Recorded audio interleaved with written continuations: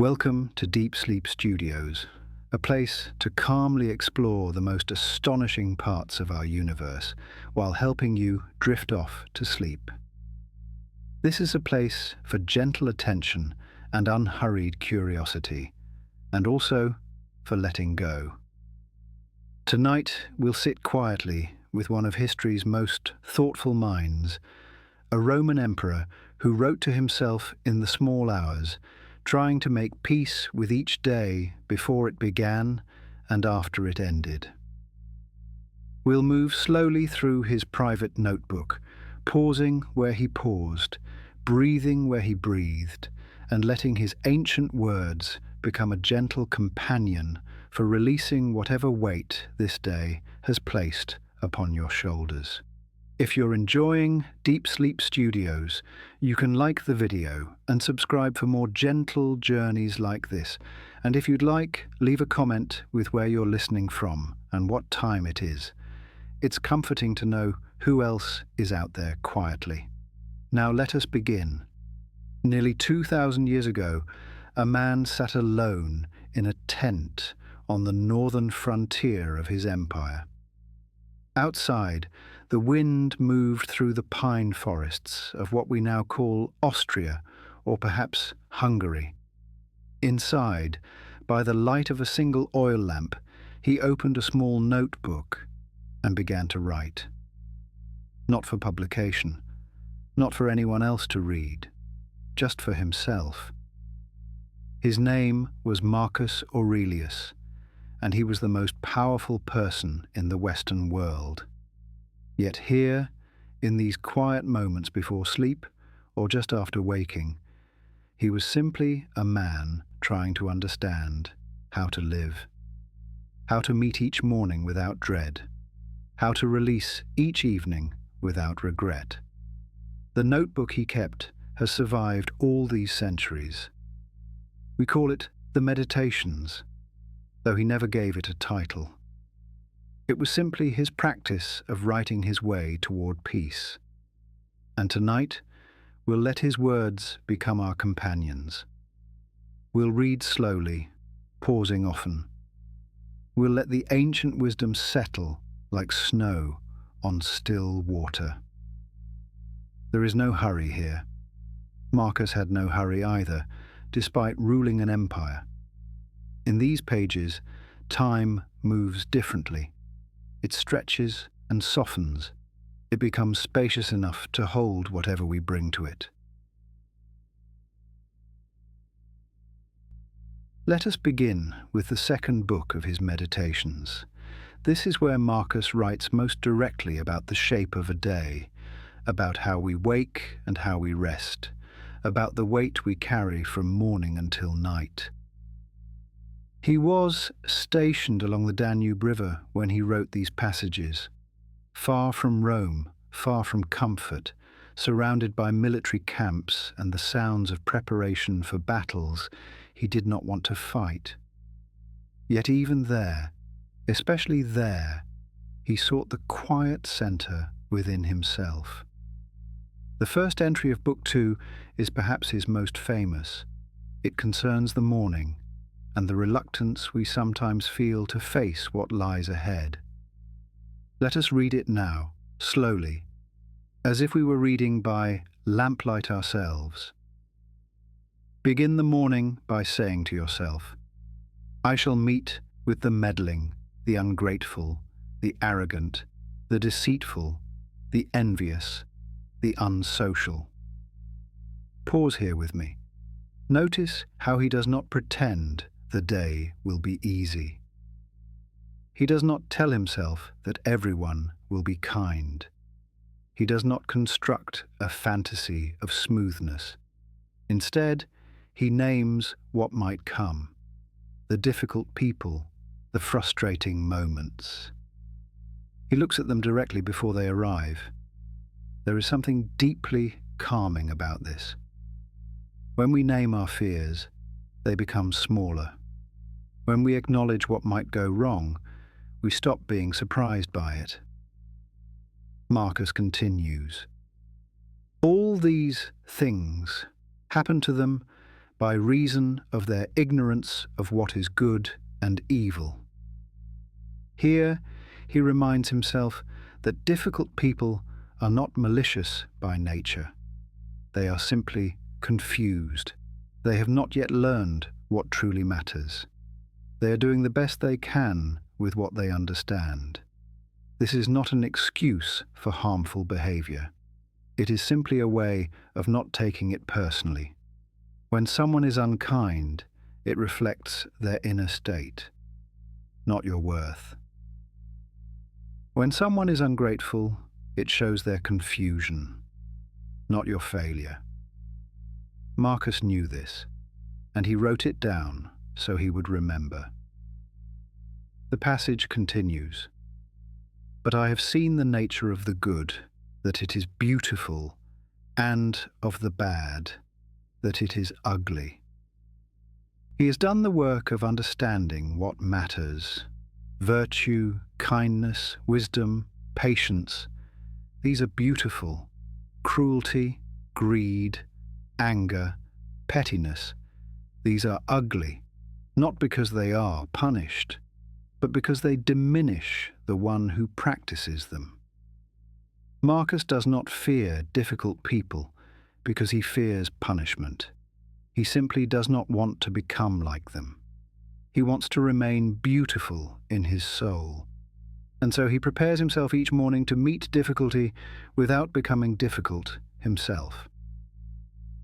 "And I have seen the nature of him who does wrong, that it is akin to me."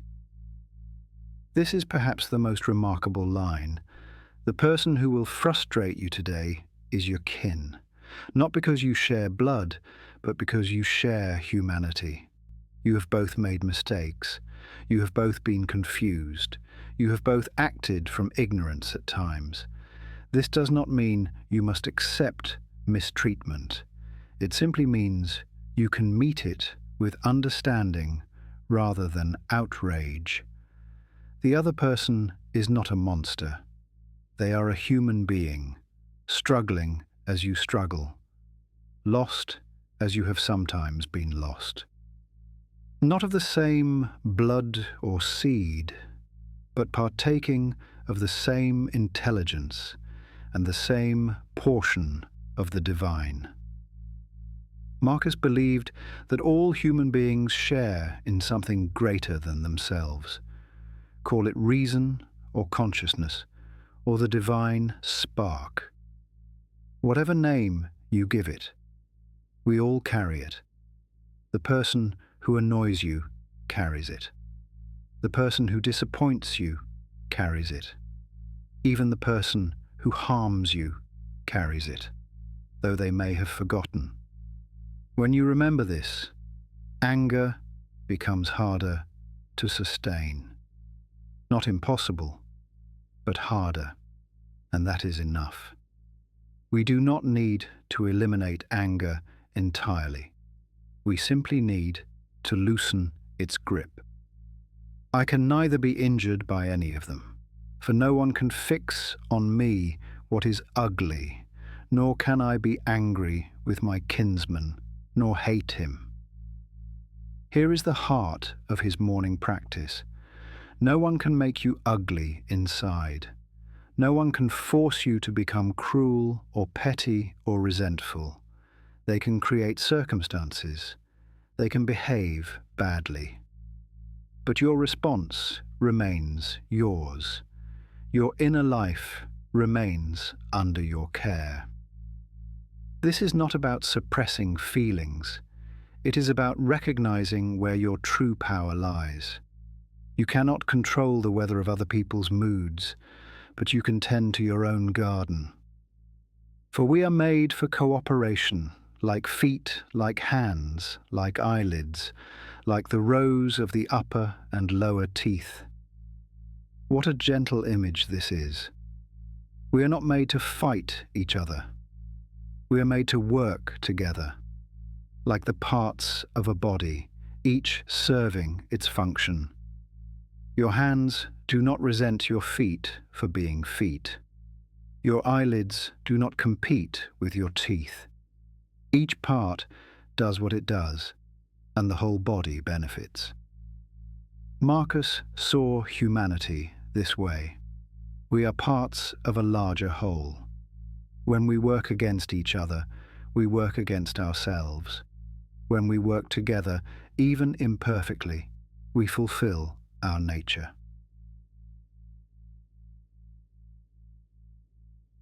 To act against one another, then, is contrary to nature. And here is the conclusion of his morning meditation. Conflict is not our natural state. Cooperation is. Resentment is not our birthright. Understanding is. When you wake tomorrow, you might remember this. Before the day begins, before the emails and the obligations and the difficult conversations, you might say to yourself, I will meet with frustration today, and I will meet it as a human being meeting other human beings. All of us confused, all of us trying, all of us kin. Let us rest here for a moment. Let Marcus's words settle into the quiet spaces of your mind. Outside his tent, the Danube flowed on through the darkness. It had flowed for thousands of years before him. It would flow for thousands of years after. The river did not worry about tomorrow. It simply moved, moment by moment, toward the sea. We can be like the river tonight, moving gently through these hours, not rushing toward sleep, but allowing it to come, not forcing peace, but creating the conditions for it. The second entry of Book 2 is shorter, but no less profound. Marcus writes about the nature of time itself, about how brief our lives are when measured against eternity. But he does not say this to frighten us. He says it to free us. How small a part of the boundless and unfathomable time is assigned to every man. Think of all the centuries that came before you, all the civilizations that rose and fell, all the people who loved and worried and hoped and rested. They are gone now, returned to the earth. And the centuries that will come after us stretch on beyond imagining. Our time here is brief, a single breath in the long exhale of the universe. For it is very soon swallowed up in the eternal. This might sound sad, but Marcus did not mean it that way. He meant it as a comfort. The things that trouble you today will pass. The anxieties that feel so heavy now will dissolve. Not because you failed to address them, but because everything dissolves in time. The embarrassment you felt last week is already fading. The argument you had last month is losing its edges. The worry you carried last year has mostly evaporated. Time is gentle in this way. It carries everything downstream. And how small a part of the whole substance. You are made of the same elements as the stars, carbon and oxygen and hydrogen, forged in ancient furnaces. Your body is borrowed from the earth. Your breath is borrowed from the air. Even your thoughts are patterns of energy flickering like firelight. You are a small part of something vast, and that vastness holds you. You do not need to hold it. And how small a part of the whole spirit. Marcus believed in something like a world soul, a universal consciousness of which we are all expressions. You do not need to share this belief to find comfort in it. Simply consider that your awareness is not separate from the world. It is the world becoming aware of itself. When you look at the stars, the universe is looking at itself. When you feel peace, Peace is feeling itself through you. You are not alone in your consciousness. You are consciousness, taking this particular form for a little while. And on what a small clod of the whole earth you creep. The planet is vast, but you inhabit only a tiny portion of it. Your bedroom, your neighborhood, your city. A few paths you walk regularly. A few rooms where you spend most of your time. This is not a limitation. It is a simplification. You do not need to be everywhere. You only need to be here. This small clod of earth is enough. This bed is enough. This breath is enough. Reflecting on all this, consider nothing to be great, except to act as your nature leads you, and to endure that which the common nature brings. Here is Marcus's conclusion. Given how small we are, and how brief our time, given how vast the universe is, and how long its story, what truly matters? Only this, to act well, and to accept what comes, to be kind when you can be kind, to be patient when patience is needed, to be honest when honesty is difficult, and to accept the things you cannot change with grace. This is the whole of wisdom, compressed into a single sentence. Act well. Accept what comes. Everything else is commentary. Let us pause again. Let the weight of these ideas rest lightly on your mind. You do not need to understand them fully tonight. You do not need to remember every word. Simply let them wash over you like water over stones, smoothing the rough edges, carrying away what is no longer needed. The river of time is gentle with those who do not resist it. Marcus writes next about the body and its needs. He was often unwell during his years on the frontier. The cold, the damp, the stress of command. His body complained, as bodies do, yet he found a way to make peace with its complaints. The body ought to take care that it does not suffer the soul to be disturbed. Notice the direction of care here. The body serves the soul, not the other way around. When your body is tired, it is asking for rest, not for worry. When your body aches, it is asking for attention, not for panic. The body speaks its needs in the language of sensation. Our task is to listen without being overwhelmed. For the soul, when it is disturbed, can easily be restored to itself. This is hopeful.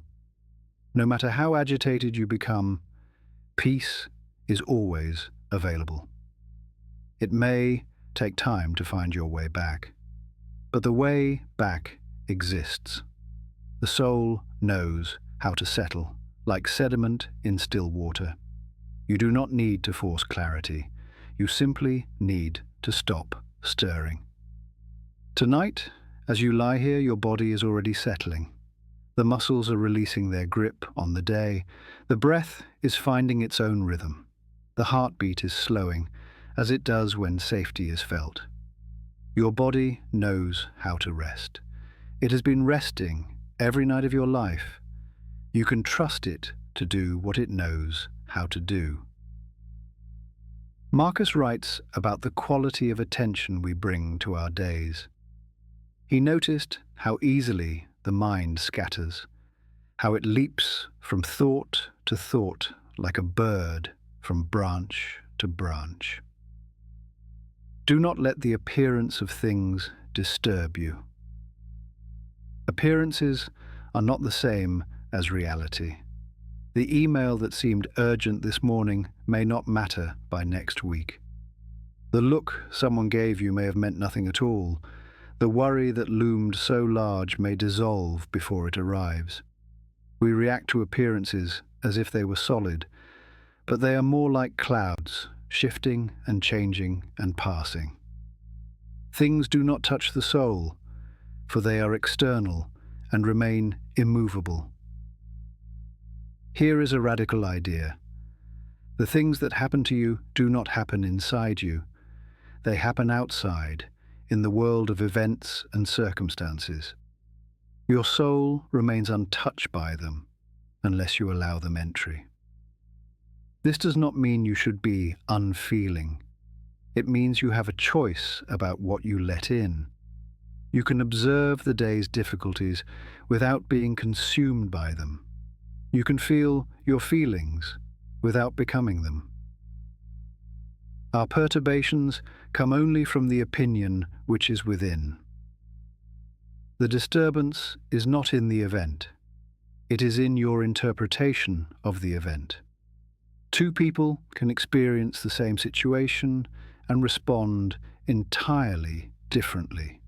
One is devastated. The other is calm. The difference is not in the situation.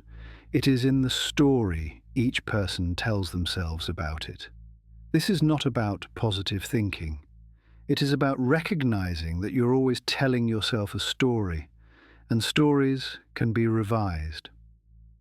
Let us sit with this for a moment. What story have you been telling yourself today? About the things that happened, about the things that might happen, about who you are and what you deserve. These stories feel true because you have been telling them so long, but they are still stories, and tonight you can let them rest. You do not need to resolve them. You do not need to finish them. You can simply set them down like a book you will return to later. Marcus writes about the passage of time and the impermanence of all things. This was one of his favorite themes, not because he was morbid, but because he found freedom in it. Consider how ephemeral and worthless human things are. Yesterday, a child. Today, a man. Tomorrow, a memory. The trajectory of a human life is swift. We move from birth to death in what feels like a moment. And yet, within that moment, we find so much to worry about, so much to grasp and protect and fear losing. Marcus invites us to hold it all more lightly. That which was seed will tomorrow be ashes. The body you inhabit is temporary. The possessions you cherish will belong to others.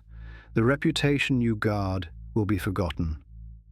This is not pessimism. It is simply observation. And observation, when accepted, brings peace. You do not need to protect what cannot be protected. You do not need to cling to what will not stay. You can enjoy what is here while it is here, and release it when it goes. Pass then through this little space of time conformably to nature. This is Marcus's advice. Do not fight against the way things are.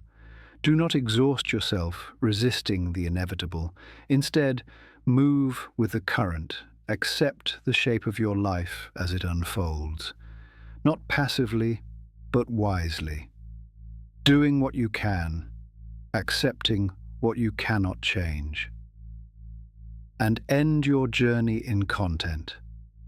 What a beautiful phrase. To end your journey in content.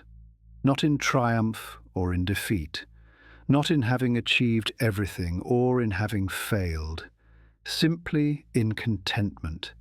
In the quiet satisfaction of having lived as well as you could, of having tried to be good, of having loved and been loved. Tonight you are ending this day. Whatever happened, it is now behind you. The morning's worries have run their course. The afternoon's challenges have passed. The evening's tasks are done. All that remains is this quiet time, this space between waking and sleeping, this gentle transition into rest. Let us return to Marcus's words about the morning. He knew that waking could be difficult, that the mind often resists the coming day. At dawn, when you have trouble getting up, tell yourself, I have to go to work as a human being.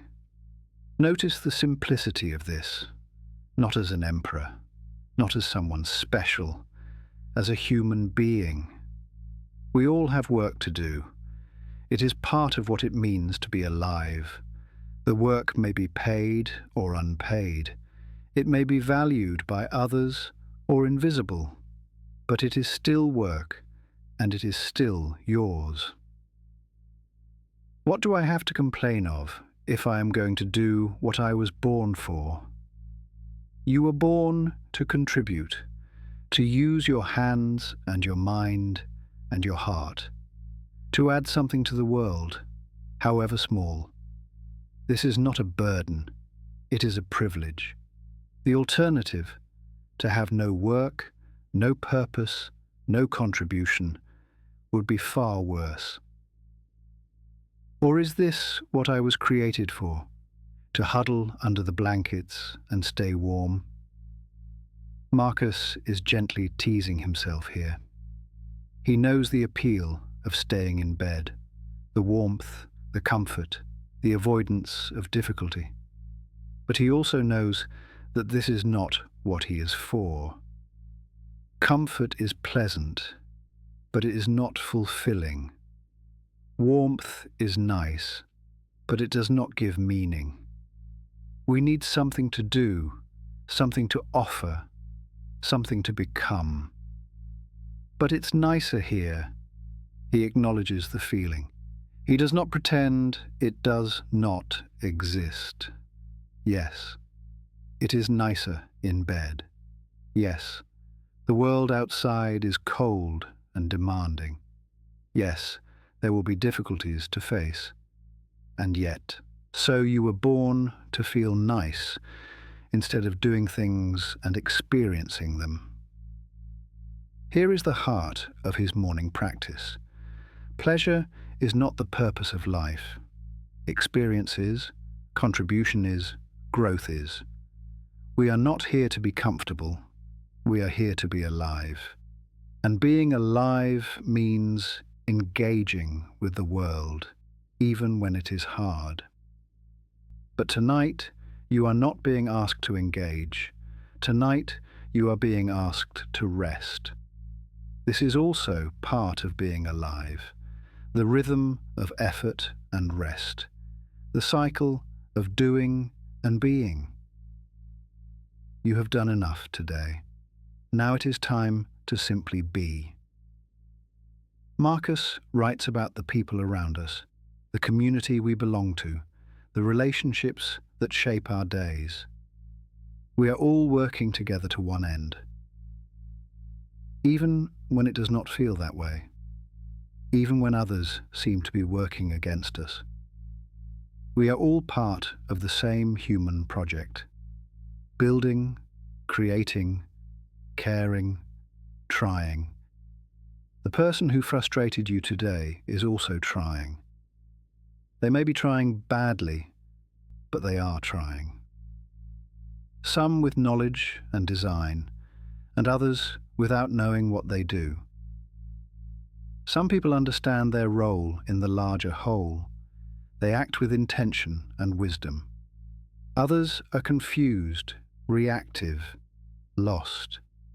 They do not know why they do what they do, but they are still part of the whole, still contributing in their way, still moving the story forward. Even those who find fault and try to oppose and hinder, even the critics, even the obstacles, even the people who seem to be making everything harder, they too are part of the design. They test us, they strengthen us, They show us where we need to grow. Without resistance, there would be no development. Without difficulty, there would be no wisdom. The universe needs them too. What a generous way to see the world. Everyone has a place. Everyone belongs. Even the difficult ones. Even the confused ones. Even the ones who hurt us. They are part of the whole, and the whole includes them. This does not mean you must accept mistreatment. It does not mean you must stay in harmful situations.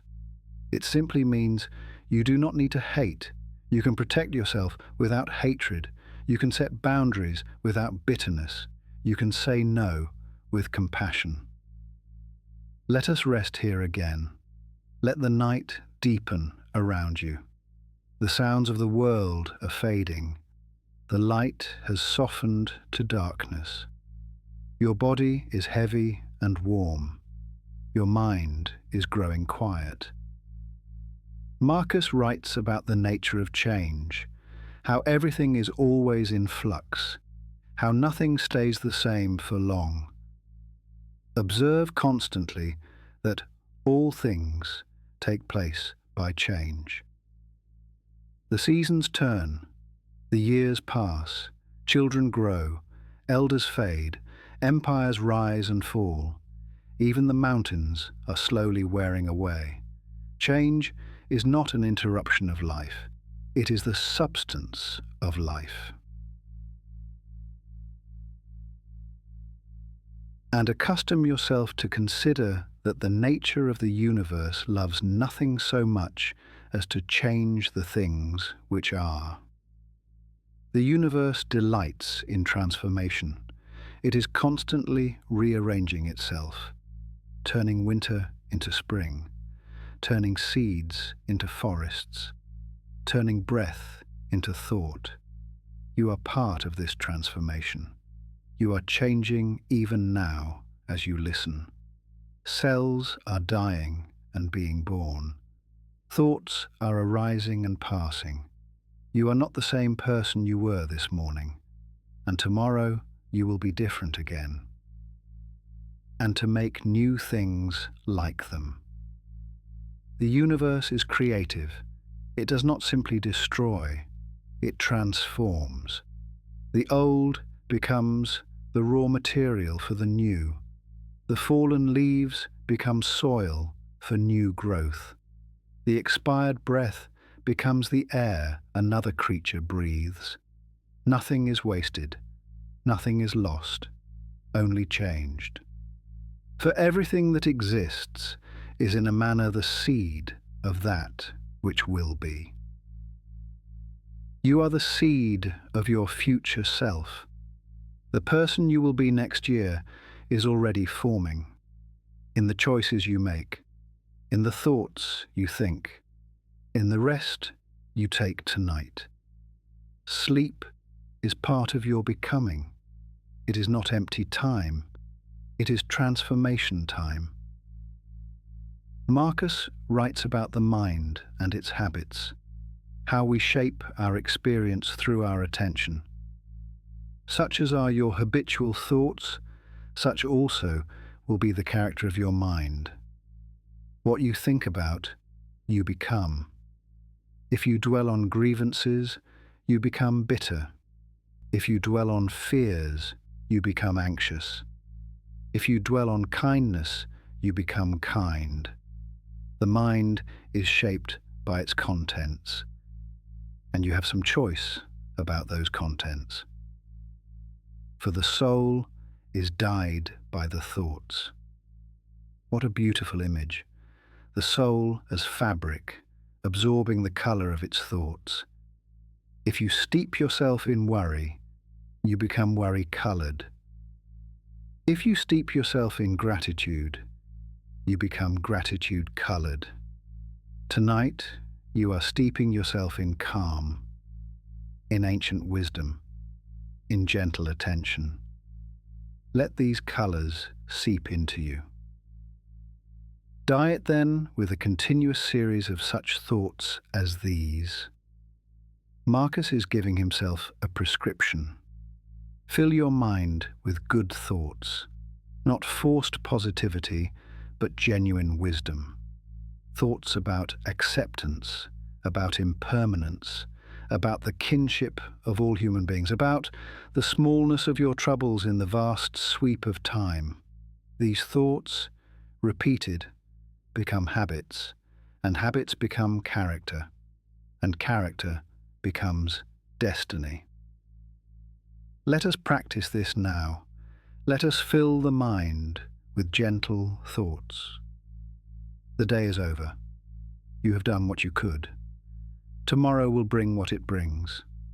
But tonight, there is only this breath, this moment, this rest.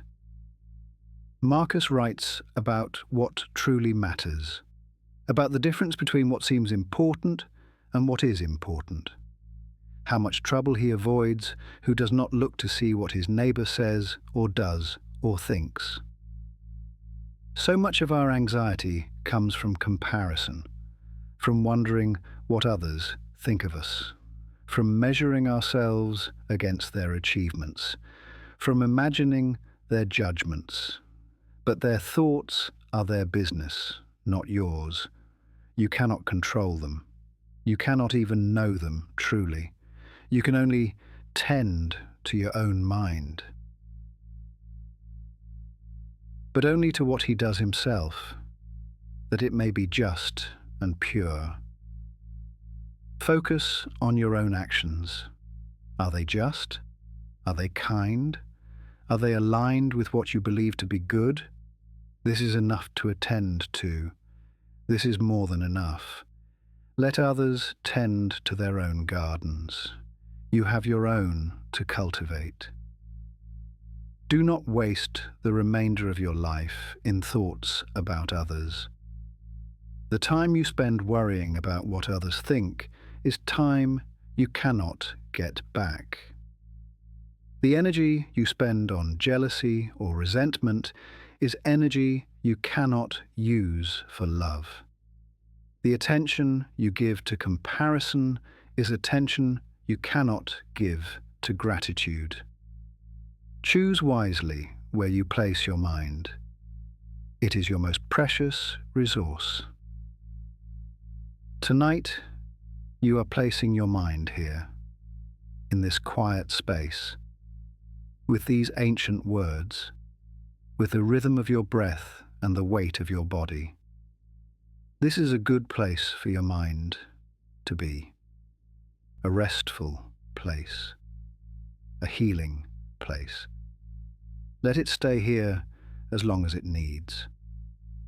Marcus writes about the shortness of life, not to frighten, but to focus. Remember how long you have been putting off these things. We delay what matters. We postpone the important for the urgent. We tell ourselves we will get to it later, but later becomes never, so often. The conversation we meant to have, the kindness we meant to show, the rest we meant to take.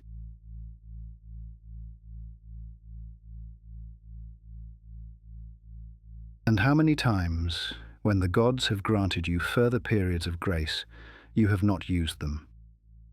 Every day is a gift. Every morning is another chance. How many chances have we let slip by?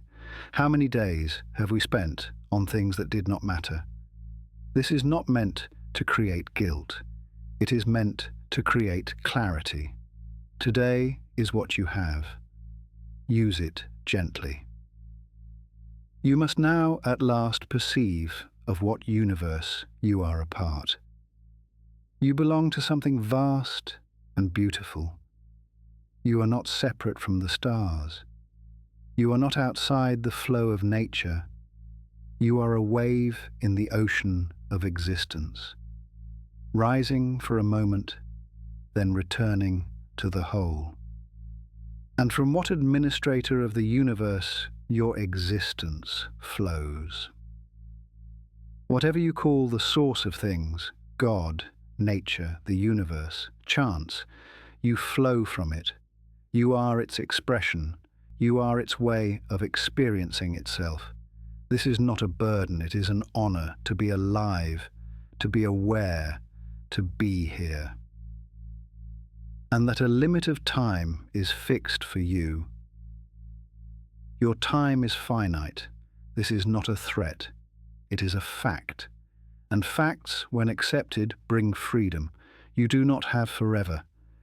So, you do not need to do everything. You only need to do what matters. You only need to be who you are. Which, if you do not use for clearing away the clouds from your mind, it will go, and you will go, and it will never return. The clouds in your mind, the worries, the regrets, the fears, can be cleared, but only if you do the work, only if you sit with them as we are sitting now, only if you let them pass as clouds pass. The time for this clearing is now, not tomorrow, not next week, now, in this quiet hour. Let us clear the clouds together. Let us watch them drift across the sky of the mind. There is the cloud of something you said today that you wish you hadn't. Watch it drift. It is passing. There is the cloud of something you forgot to do. Watch it drift. It too is passing. There is the cloud of something you fear about tomorrow. Watch it drift. It has not happened yet. The sky behind the clouds is always clear. The sky is always blue, even when we cannot see it. Your mind is like that sky, spacious and clear beneath the passing weather. Marcus writes about the present moment, about how it is the only moment we ever truly have. Even if you were going to live 3,000 years or times 10,000, still remember that no one loses any other life than the one currently being lived. The past is gone. You cannot live there. The future has not arrived. You cannot live there either.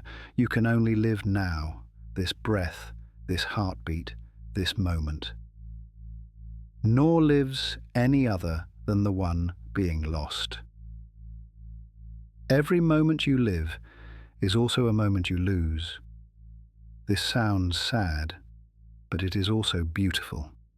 It means every moment is precious. It means every moment is complete in itself. You do not need to add anything to this moment. It is already whole. The longest and the shortest lives are brought to the same point. Whether you live to be very old or not very old at all, you still only ever have now. The present moment is the same size for everyone. It does not matter how many years stretch behind you or ahead of you. What matters is how you meet this moment, with attention or distraction, with kindness or resentment, with peace or agitation. For the present is the same for all. Right now, all over the world, people are experiencing the present moment. Some are waking, some are sleeping, some are being born, some are dying.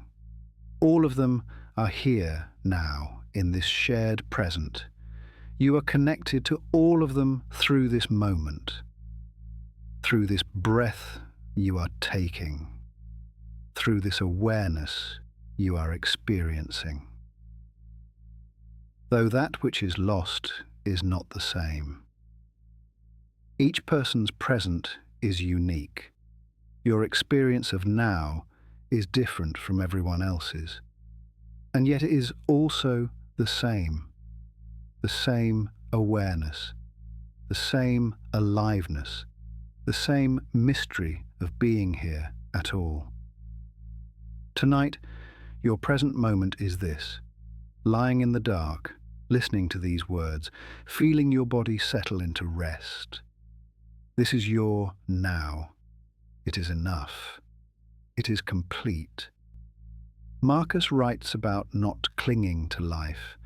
This might sound strange as advice for sleep, but it is actually perfect. Do not act as if you were going to live 10,000 years. We often postpone living. We save our joy for later. We delay our kindness for when we have more time. But later may not come. And even if it does, it will still be now. Death hangs over you. This is not meant to frighten.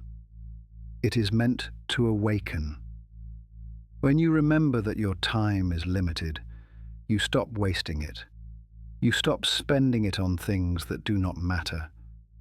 You start spending it on what you love. While you live, while it is in your power, be good. This is the whole of Marcus's advice. Be good while you can, not perfect, not exceptional, just good. Kind when you can be kind. Patient when patience is needed. Honest when honesty is difficult. Good. Tonight, you have been good enough. You have made it through another day. You have done what you could. You have tried in your way. That is enough. That is more than enough. Let us move deeper into the night. Let the words become softer. Let the thoughts become simpler. Let the mind become still. Marcus writes about the body and its temporary nature. This body is not yours. It is borrowed from the earth, made of elements that existed long before you. That will exist long after you. You are a temporary arrangement of ancient materials, a pattern in the fabric of existence. The blood is not yours. It flows through you, but it is not you. It is water and iron and salt. It is the same substance that flows through all living things. You share it with the trees and the animals and the rivers. The bones are not yours. They are calcium and phosphorus. They are the same minerals that make up the mountains. You are made of mountain stuff. You are made of star stuff. You are made of the same things as everything else. Nothing is yours. This is not a loss. It is a liberation. If nothing is yours, you do not need to protect it. If nothing is yours, you do not need to fear losing it. You can simply enjoy what is here while it is here, and release it when it goes. Tonight, you are releasing the day, letting it go, as you let go of everything eventually. The worries of the morning are not yours to carry anymore. The frustrations of the afternoon have served their purpose. The tensions of the evening are dissolving. You are letting go. Marcus writes about the soul and its journey. The soul is a sphere that maintains its form. Imagine your soul as a sphere, complete in itself, whole, not reaching out for anything, not grasping or clinging, simply resting in its own completeness. When it neither stretches toward anything nor shrinks back, the soul at peace does not strain toward the future. It does not recoil from the past. It simply is, here, now, present and complete. Neither disperses nor sinks down. It does not scatter into anxiety. It does not collapse into despair. It holds its shape. It maintains its integrity. It remains itself, but is lighted by the light by which it sees the truth. The soul at peace is illuminated from within. It does not need external validation. It does not need others to tell it what is real. It knows, it sees, it rests in what it knows. Tonight, let your soul be a sphere, complete, whole, at rest, not reaching for tomorrow, not shrinking from today, simply here, simply now, lighted by its own quiet light. Marcus writes about the brevity of fame and reputation. This might seem irrelevant to sleep, but it is deeply relevant to releasing anxiety. Soon, you will have forgotten all things. Everything that troubles you now will fade from memory. The embarrassment, the failure, the conflict. In a year, you may not remember it at all. In 10 years, it will be as if it never happened. And soon all things will have forgotten you. This is not sad. It is freeing. You do not need to be remembered. You do not need to leave a legacy. You only need to live well now. The rest will take care of itself. Think of the universal substance of which you have a very small portion. You are a tiny part of something vast. Your troubles are tiny too. They loom large because you're close to them. But from a distance, they are barely visible. From the perspective of the universe, they are nothing at all. And of universal time, of which a short and indivisible interval has been assigned to you. Your time here is brief, a flicker in the long story of existence. This is not a reason for despair. It is a reason for presence, for attention, for gratitude, for being fully here while you are here, and of destiny, of which how small a part are you. Your role in the great drama is small, and that is okay. You do not need to be the hero. You do not need to save the world. You only need to play your part, with kindness, with integrity, with presence. Tonight, you are playing your part perfectly. You are resting as all living things must rest. You are letting go as all living things must let go. You are being human in the best possible way. Let us continue deeper into the night. The words are becoming softer now. The spaces between them are growing longer. There is no hurry. There is nowhere to be but here. Marcus writes about the mind and its freedom. You have power over your mind, not outside events. This is perhaps his most famous teaching. You cannot control what happens to you, but you can control how you respond. You cannot control other people, but you can control your own thoughts and actions. Realize this, and you will find strength. The strength is not in controlling the world. It is in controlling yourself, in choosing your response, in maintaining your peace regardless of circumstances. This is the only true power. Everything else is borrowed. The happiness of your life depends upon the quality of your thoughts. What you think about, you become.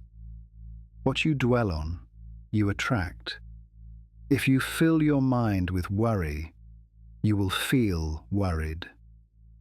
If you fill your mind with peace, you will feel peaceful. The choice is yours. It is always yours. Tonight, you are filling your mind with peace, with ancient wisdom, with gentle attention, with the quiet company of a man who lived long ago, who struggled as you struggle, who found peace as you are finding peace, who wrote his way toward rest as you are listening your way toward rest. Marcus writes about the morning again, about how to face each new day. When you arise in the morning, think of what a precious privilege it is to be alive. This is not naive optimism. It is simple gratitude. To be alive is remarkable. To be aware is astonishing. To have another day is a gift. To breathe, to think, to enjoy, to love. These are the basics of being alive, and they are all miracles. The breath that fills your lungs, the thoughts that arise in your mind, the capacity for enjoyment, the ability to love. Tomorrow morning, when you wake, you might remember this, before the worries begin, before the obligations crowd in. Just for a moment, you might remember that you are alive, that you can breathe and think and enjoy and love, that this is enough, that this is everything. But that is for tomorrow. Tonight there is only rest, only the slow descent into sleep, only the gentle release of the day. Marcus writes about the evening, about how to end each day well. Never esteem anything as of advantage to you that will make you break your word or lose your self-respect. At the end of each day, you can ask yourself, did I act with integrity? Did I keep my word? Did I maintain my self-respect? If the answer is yes, you can rest easy. If the answer is no, you can resolve to do better tomorrow. Either way, the day is done. What is not good for the swarm is not good for the bee. You are part of a community. Your well-being is connected to the well-being of others. When you act well, you benefit everyone. When you act poorly, you harm everyone. This is not a burden. It is a connection. You are not alone in your actions. They ripple outward, touching others. Tonight, whatever ripples you sent out today have gone. They are doing their work in the world. You cannot call them back. You can only rest now. And tomorrow, send out new ripples, better ones if you can. Marcus writes about acceptance, about making peace with what is. Accept the things to which fate binds you. You did not choose the circumstances of your birth. You did not choose many of the challenges you face, but you can choose how you meet them, with resistance or acceptance, with bitterness or grace. And love the people with whom fate brings you together. The people in your life are there for a reason. Even the difficult ones, especially the difficult ones. They are your teachers. They show you where you need to grow. They give you opportunities to practice patience and compassion. And do so with all your heart, not half-heartedly, not grudgingly, with all your heart. This is the path to peace. Full engagement with what is. Complete acceptance of what you cannot change. Tonight, you are accepting this moment, this quiet hour, this rest. You are not wishing you were somewhere else. You are not wishing things were different. You are here, and here is good. Here is exactly where you need to be. Let us rest in this acceptance. Let it settle into your bones. Let it soften the muscles of your face. Let it ease the tension in your shoulders. You are accepted. You are enough. You are home. Marcus writes about the nature of disturbance. If you are distressed by anything external, the pain is not due to the thing itself, but to your estimate of it. The event is neutral. Your interpretation creates the suffering. This is not about blaming yourself for your feelings. It is about recognizing your power. If your interpretation creates the suffering, your interpretation can also release it. And this you have the power to revoke at any moment. At any moment, you can change your mind. You can see the situation differently. You can tell yourself a different story. This is not denial. It is perspective. It is stepping back and seeing the larger picture. Tonight, whatever distressed you today can be released, not by pretending it did not happen, but by recognizing that your estimate of it is not the final word. You can see it differently. You can hold it more lightly. You can let it go. Marcus writes about the inner citadel, the fortress within that cannot be breached. Nowhere can man find a quieter or more untroubled retreat than in his own soul. You do not need to go anywhere to find peace. You do not need special circumstances or perfect conditions. The peace is already within you. It is always there, waiting.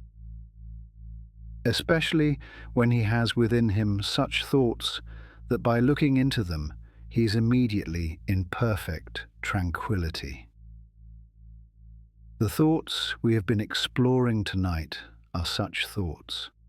Thoughts about acceptance, about impermanence, about the kinship of all beings, about the smallness of our troubles in the vastness of time.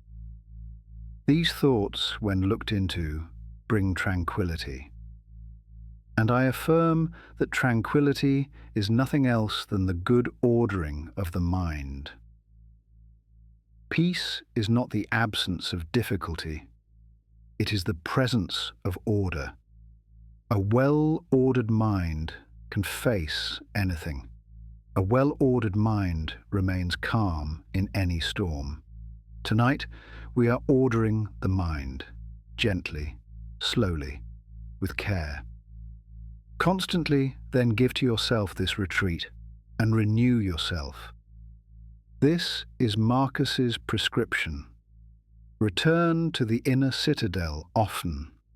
Renew yourself in its quiet. Let it restore you.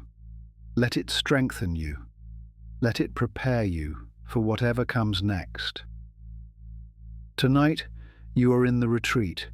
You are in the inner citadel. The walls are strong. The quiet is deep. Nothing can harm you here. Nothing can disturb you. You are safe. Let us go even deeper now. The words are becoming whispers. The thoughts are becoming feelings. The mind is becoming still. Marcus writes about the unity of all things. Constantly regard the universe as one living being. Everything is connected. The stars and the stones and the streams, the animals and the plants and the people. All of it is one living whole, and you are part of it. Having one substance and one soul. There is not your soul and my soul and the world's soul.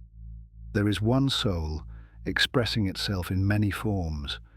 You are one of those forms, a temporary expression of the eternal, a wave in the ocean of being. And observe how all things have reference to one perception. Everything is aware in its way. The tree reaching for the light, the animal seeking food, the human seeking meaning. All of it is perception. All of it is the universe experiencing itself.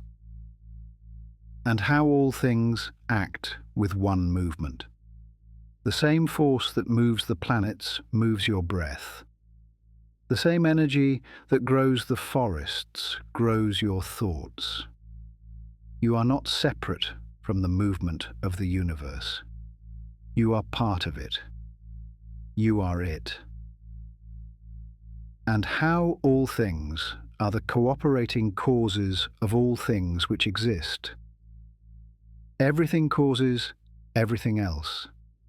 The rain causes the river causes the ocean causes the rain, you cause the world causes you.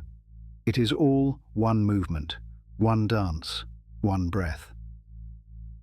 Tonight, you are breathing with the universe. Your inhale is the universe inhaling. Your exhale is the universe exhaling. You are not alone in your breath. You are never alone. Marcus writes about letting go, about not clinging to outcomes. Do not disturb yourself by thinking of the whole of your life. You do not need to solve everything tonight. You do not need to plan the whole future. You only need to be here, now. The rest will unfold as it unfolds. Let not your thoughts at once embrace all the various troubles which you may expect to befall you. Do not pile all your worries together. Do not create a mountain of anxiety. Take each thing as it comes, one moment at a time, one breath at a time. But on every occasion, ask yourself, what is there in this which is intolerable and unbearable? Most of what we fear is bearable. Most of what we dread is survivable. When you look closely at your worries, they shrink. When you examine them one by one, they become manageable. You will be ashamed to confess. This is Marcus's gentle humor. When you really look at what you are afraid of, it is often not so bad. The fear is worse than the thing itself. The anticipation is worse than the reality. Tonight, you do not need to fear anything. The night is safe. The darkness is kind. The sleep that is coming will restore you. Marcus writes about the morning one more time. Let us return to where we began. Begin the morning by saying to yourself, but we do not need to say anything now. We do not need to prepare for tomorrow. Tomorrow will prepare itself. Tonight, there is only rest. The emperor's lamp is burning low. The oil is nearly gone. He closes his notebook. He sets down his pen. Outside, the Danube flows on through the darkness. The stars wheel overhead, as they have for billions of years. The wind moves through the pines, and Marcus Aurelius, the most powerful man in the world, lies down to sleep, just like you, just like everyone who has ever lived. Sleep is the great equalizer. Emperor and peasant, they both must rest. Wise and foolish, they both must close their eyes. Rich and poor, they both must let go of the day. In sleep, we are all the same, all of us surrendering to something larger than ourselves. Let us surrender now. Let the words fade. Let the thoughts dissolve. Let the mind become empty. There is nothing more to do, nothing more to understand, only rest, only peace, only sleep. The night is deep now. The stars are turning slowly overhead. Somewhere the Danube still flows. Somewhere the pines still sway. And somewhere in a tent on the frontier, an emperor sleeps. His worries have faded. His anxieties have dissolved. His mind is at peace.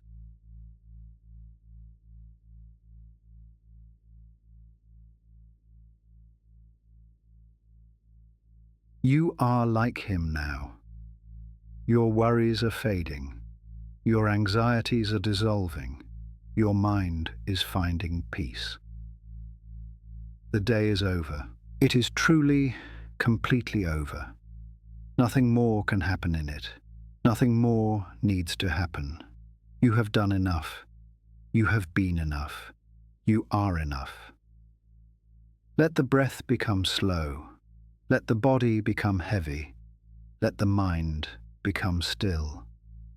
There is a place beyond words, a place beyond thoughts, a place where the soul rests in its own completeness.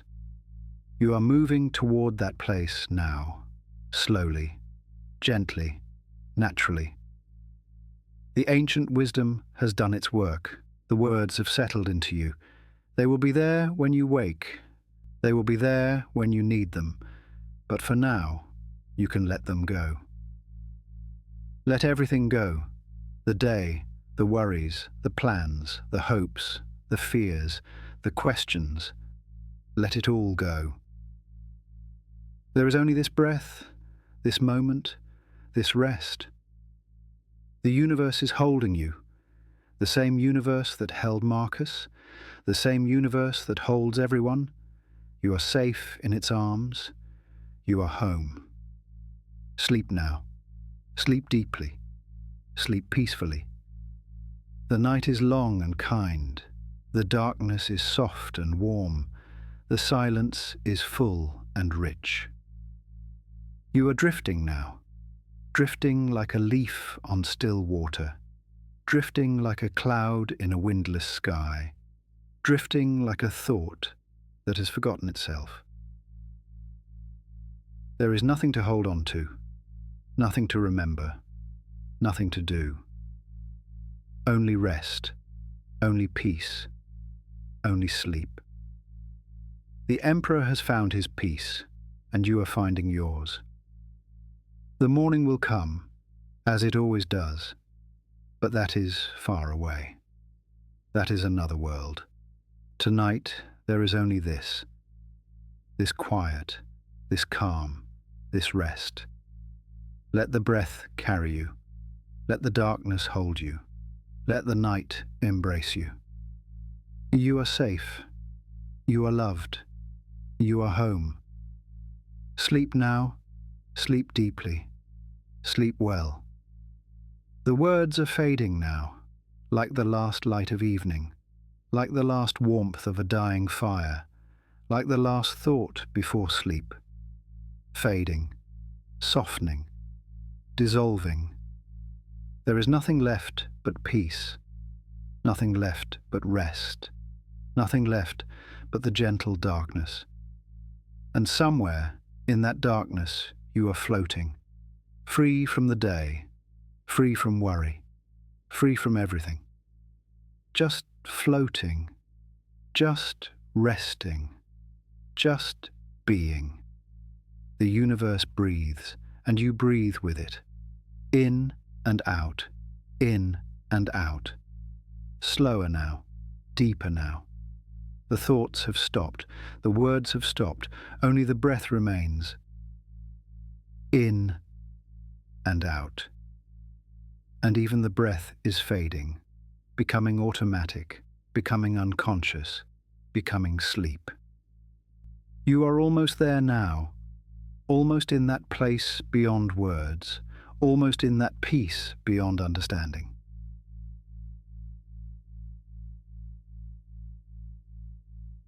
Let yourself go. Let yourself fall. Let yourself sleep. The night will hold you. The darkness will keep you. The universe will watch over you. As it watched over Marcus, as it watches over everyone. You are part of something vast and beautiful. You are part of something ancient and ongoing. You are part of the great river of existence. And tonight, you are resting in that river, floating on its gentle current, being carried toward the sea of sleep. Let the current take you. Let the river carry you. Let the night embrace you. You are safe. You are peaceful. You are home. Sleep now. Sleep deeply. Sleep well. And when you wake, you will be renewed. You will be restored. You will be ready. But that is for tomorrow. Tonight, there is only this peace, this rest, this sleep. Good night. The night continues. The stars continue their slow wheel. The earth continues its patient turning, and you continue your gentle descent into sleep. There is no end to this peace. There is no bottom to this rest. There is only deeper and deeper and deeper. Let yourself sink. Let yourself fall. Let yourself dissolve into the darkness. The darkness is not empty. It is full of rest, full of healing, full of peace. You are being held by something larger than yourself, something that has held every person who ever lived, something that will hold every person who ever will live. The great mystery of sleep, the great gift of rest, the great kindness of the night. Let it hold you. Let it heal you. Let it restore you. You have earned this rest. You have earned this peace. You have earned this sleep. The day asked much of you, and you gave what you could. Now it is time to receive. Receive the rest.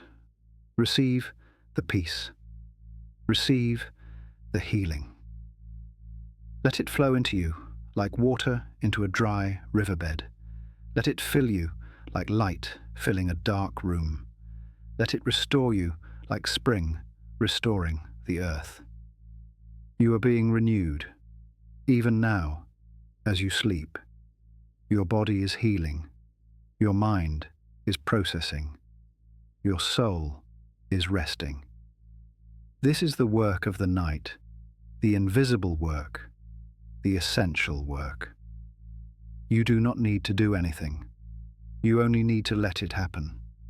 You only need to surrender. Surrender to the night. Surrender to the rest. Surrender to the peace. Let go of everything. Let go of everyone. Let go of yourself. There is only the darkness now, only the quiet, only the rest. And somewhere in that darkness, Marcus is there, not as a ghost, but as a presence, the presence of wisdom, the presence of peace, the presence of acceptance. He wrote his way toward this peace, and you are listening your way toward it. Different paths, same destination. The peace that passes understanding, the rest that restores the soul, the sleep that heals the day. You are there now, or almost there, or already past there, into deeper places still. It does not matter. There is no wrong way to sleep. There is no wrong way to rest. There is only letting go. And you are letting go, beautifully, completely, peacefully. The morning will come. It always does. But it will find you ready. Ready because you rested. Ready because you let go. Ready because you trusted the night. The night is trustworthy. It has never failed anyone. It has always brought the morning. But the morning is far away, hours and hours away, lifetimes away, it seems. Tonight, there is only this peace, this rest, this sleep. Let it be enough. Let it be everything. Let it be all there is. Because right now, it is all there is. Right now, there is only this moment, and this moment is perfect for rest. Perfect for peace, perfect for sleep, perfect for letting go. So let go, let go, let go. The words are almost gone now, just whispers in the darkness, just echoes in the quiet. Let them fade, let them dissolve, let them become silence. The silence is full, the silence is rich, the silence is peace. Rest in the silence, float in the silence, sleep in the silence. You are safe, you are loved, you are home. Good night, good night, good night. The night deepens, the silence expands, the peace settles, and you are part of it all, part of the night, part of the silence, part of the peace. Not separate from it, not observing it, but being it. You are the night, you are the silence, you are the peace. This is the deepest rest. This is the truest sleep. This is the final letting go. Let yourself be it. Let yourself become it. Let yourself dissolve into it.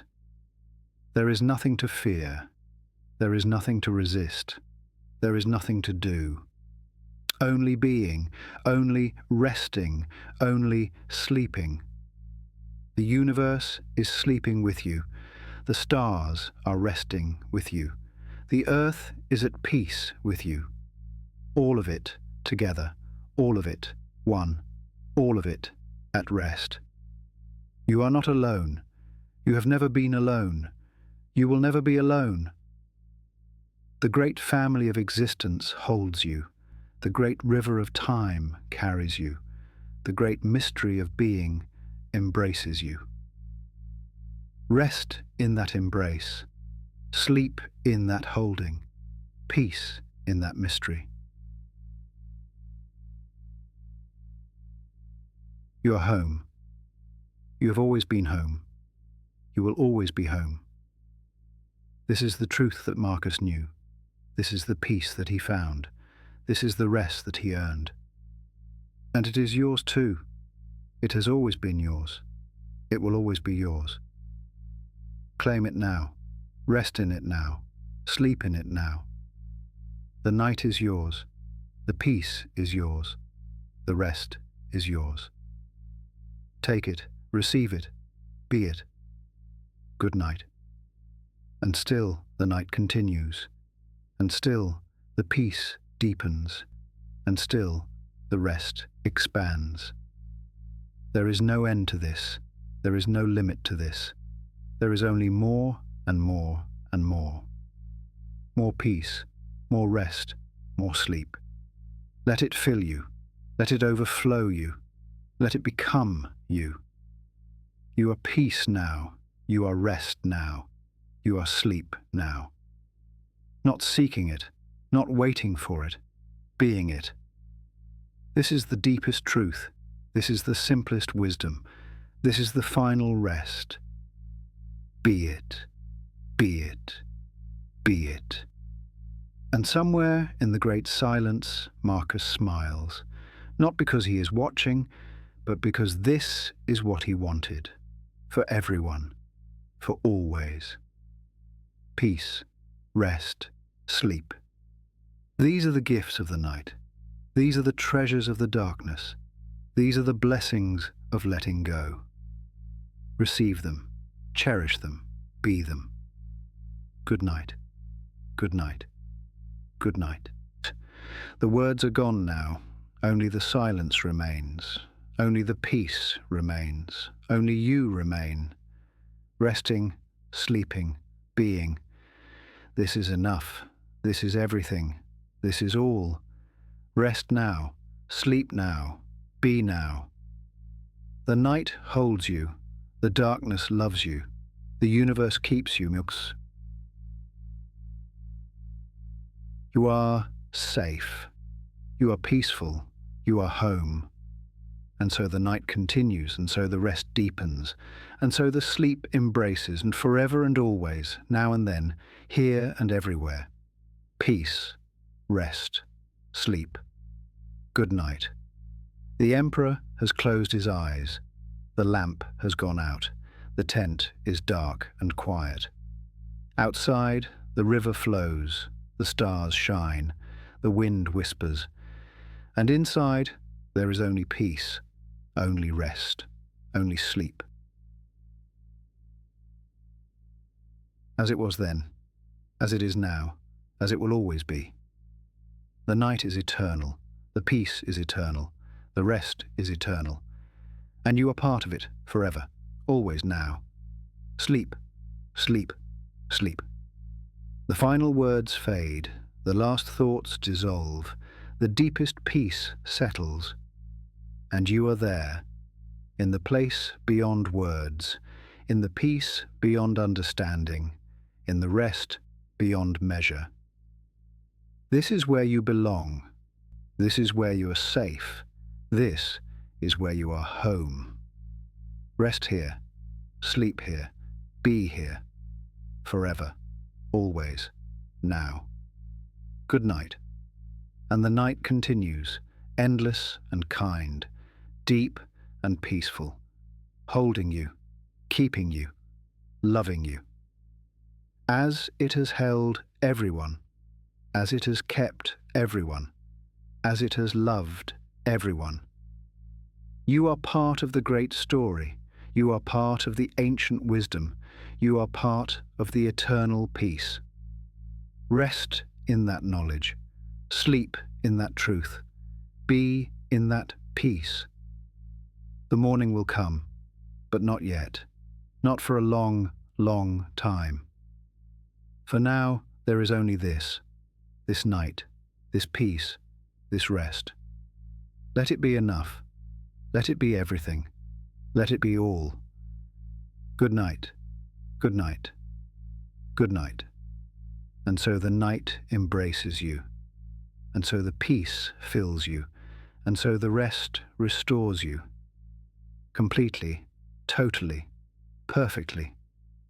You are whole, you are healed, you are home. Sleep now, sleep deeply, sleep well. The universe is with you, the wisdom is with you, the peace is with you. Always, forever, now. Good night. The script continues in gentle silence, the words having done their work, the peace having settled, the rest having begun. The night holds everything in its quiet embrace, and somewhere in the darkness, a soul finds its way home to sleep. And still the peace continues, like a river that never ends, like a sky that never closes, like a love that never fades. You are floating in that peace now, drifting in that river, resting under that sky, held by that love. There is nothing more to say, there is nothing more to do, there is nothing more to be.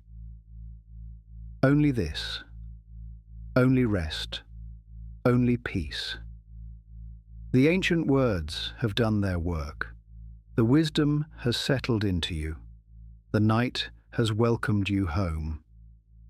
And tomorrow, when you wake, you will carry something of this peace with you, something of this rest, something of this wisdom.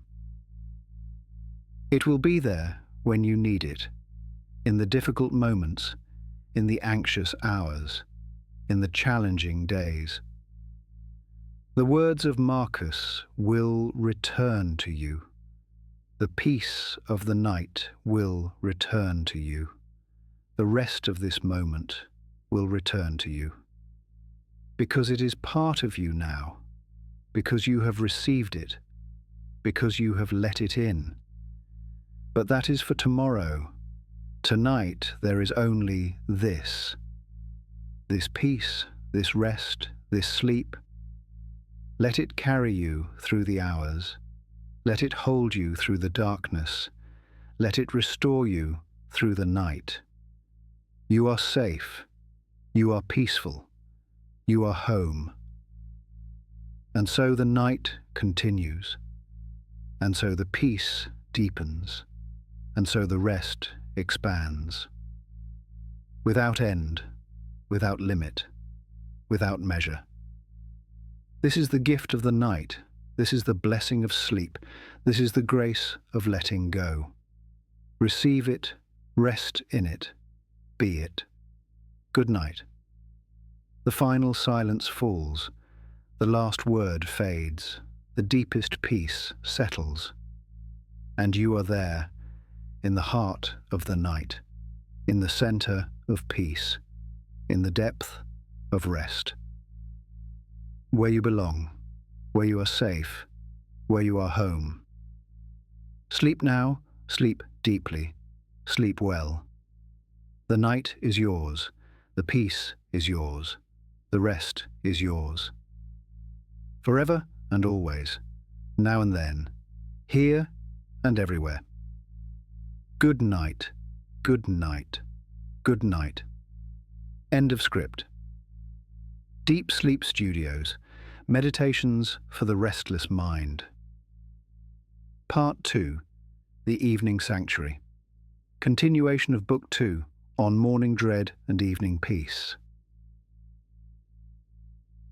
Let us continue our gentle journey together, dear friend. You have been so patient, so willing to release the tensions that have accumulated throughout your day.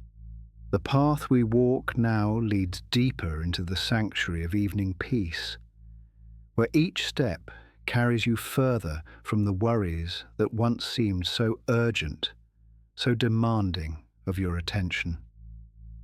As we move forward, I want you to notice how your breathing has naturally begun to slow. You may not have been consciously aware of it, but your body has been listening to these words, responding to the invitation to relax. This is the wisdom of your physical form. It knows how to rest when given permission. And tonight, you have that permission. You have earned this rest through all the efforts of your day, both large and small. Chapter 7. The Garden of Forgotten Worries. Imagine now that we have come upon a garden unlike any you have ever seen. This is not a garden of flowers or vegetables, though it contains elements of beauty and nourishment. This is the garden of forgotten worries, a place that exists in the quiet corners of every peaceful mind. The entrance to this garden is marked by an archway made of woven willow branches. The branches are silver in the moonlight, and small droplets of evening dew cling to them like tiny diamonds. As you pass beneath this archway, you feel a gentle sensation wash over you, like stepping through a curtain of cool mist on a warm summer evening. The garden stretches out before you in gentle terraces, each level slightly lower than the one before, as if the landscape itself is inviting you to descend, to go deeper into relaxation with each step you take. The paths are made of smooth river stones, worn by countless peaceful travellers who have walked here before you. These stones are warm beneath your feet, retaining the heat of the sun that shone upon them during the day. Along the edges of each path grow plants that you have never seen before, yet they feel strangely familiar. These are the worry plants. Not plants that cause worry, but plants that have grown from worries that have been released. You see, when someone lets go of a concern in this garden, it does not simply disappear. Instead, it transforms. The energy that was once anxiety becomes something beautiful, something living, something that contributes to the peace of this place. There is a plant with leaves shaped like hourglasses, its foliage a deep purple that seems to shift and shimmer as you look at it. This plant grew from the worries about time, the fear of being late, the anxiety about deadlines, the dread of running out of hours in the day. Now, transformed, it releases a subtle fragrance that smells like the moment when you realize you have nowhere to be, nothing urgent demanding your attention. Breathe in this scent if you wish, and feel how it loosens any remaining tension around time that you might be carrying. Nearby grows a cluster of flowers with petals that look like tiny scrolls, unfurled and blank. These grew from worries about communication, the fear of saying the wrong thing, the anxiety about emails left unanswered, the dread of difficult conversations. Now they bloom silently, their blank petals a reminder that not every thought needs to be expressed, not every silence needs to be filled. Some of the most profound communications happen without words at all. As you walk deeper into the garden, you notice a tree with bark that looks like woven fabric, its branches reaching upward like arms stretched in a peaceful morning yawn. This tree grew from worries about work and responsibility, all the tasks left undone, all the projects still in progress, all the expectations that weigh upon the shoulders of those who care deeply about doing well. The tree has transformed this energy into something magnificent. Its leaves make a sound like gentle applause when the breeze moves through them, as if the universe itself is acknowledging your efforts, telling you that you have done enough for today. Find a bench in this garden. There are many of them placed at intervals along the winding paths.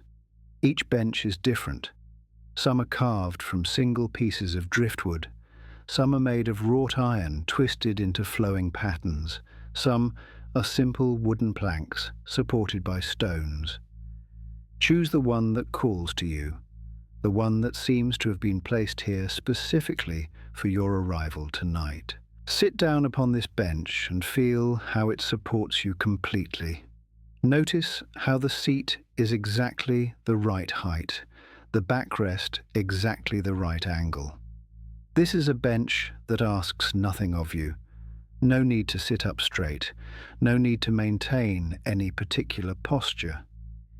You can lean back, you can lean forward, you can sit however feels most natural and comfortable in this moment. From your bench, you can see a small pond at the center of the garden. The water is perfectly still, reflecting the stars that have begun to appear in the evening sky above. This pond is fed by a spring that bubbles up from deep within the earth, water that has been filtered through layers of stone and sand until it has become absolutely pure. The spring makes no sound. It rises so gently that the surface of the pond remains undisturbed, a perfect mirror of the heavens. Watch the reflection of the stars in this water. Notice how the stars in the sky and the stars in the pond are equally real, equally beautiful. This is how your worries work, dear friend. The things you fear about tomorrow, the anxieties about what might happen, these are reflections, not realities. They exist in the mind, like stars exist in still water. Beautiful in their way, but not solid, not something you can touch or hold. When the wind of morning comes and ripples the surface, the reflected stars will dance and scatter, but the real stars will remain unchanged in the sky above. Let this understanding settle into you like the dew settling on the leaves of the garden. Your worries are reflections. They feel real, they look real, but they cannot hurt you any more than a reflected star can burn. The pond holds these reflections gently, without grasping, without trying to make them stay. And when morning comes, the surface will ripple, the reflections will transform, and the pond will continue to be a pond. Peaceful, clear, undisturbed at its depths. Chapter 8. The Wisdom of Evening Animals. As you sit quietly on your bench in the garden of forgotten worries, you become aware that you are not alone.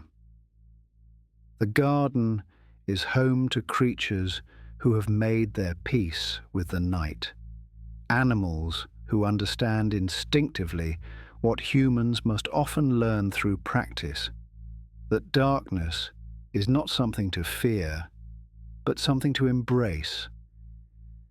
The first creature to approach you is a moth, but not an ordinary moth.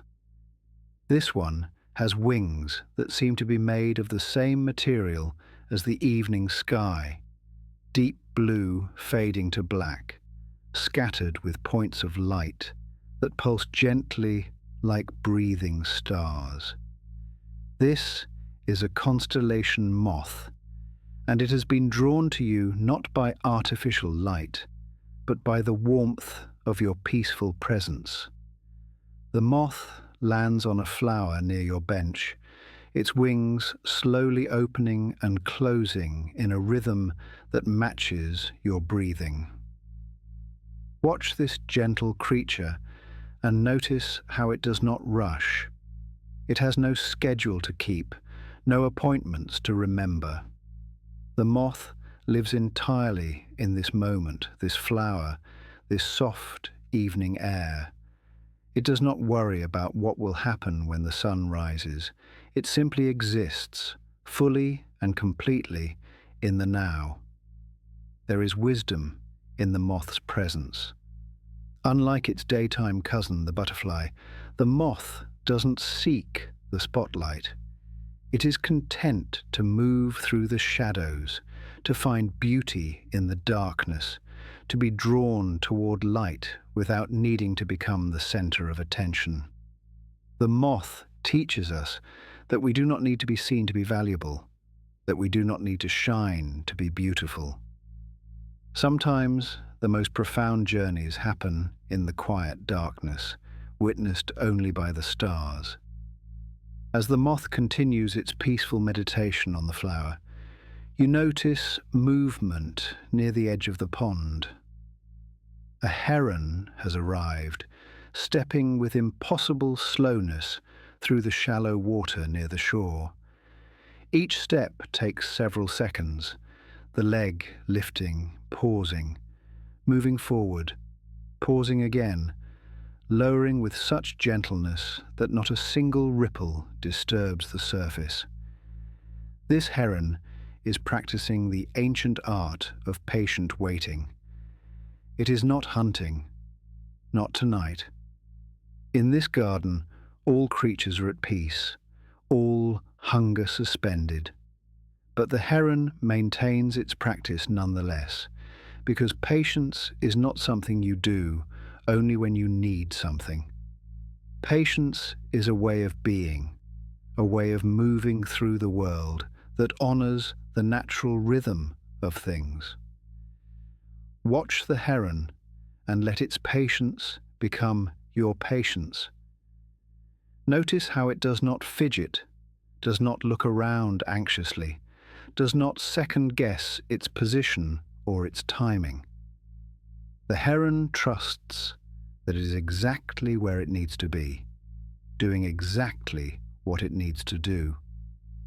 This trust is not blind.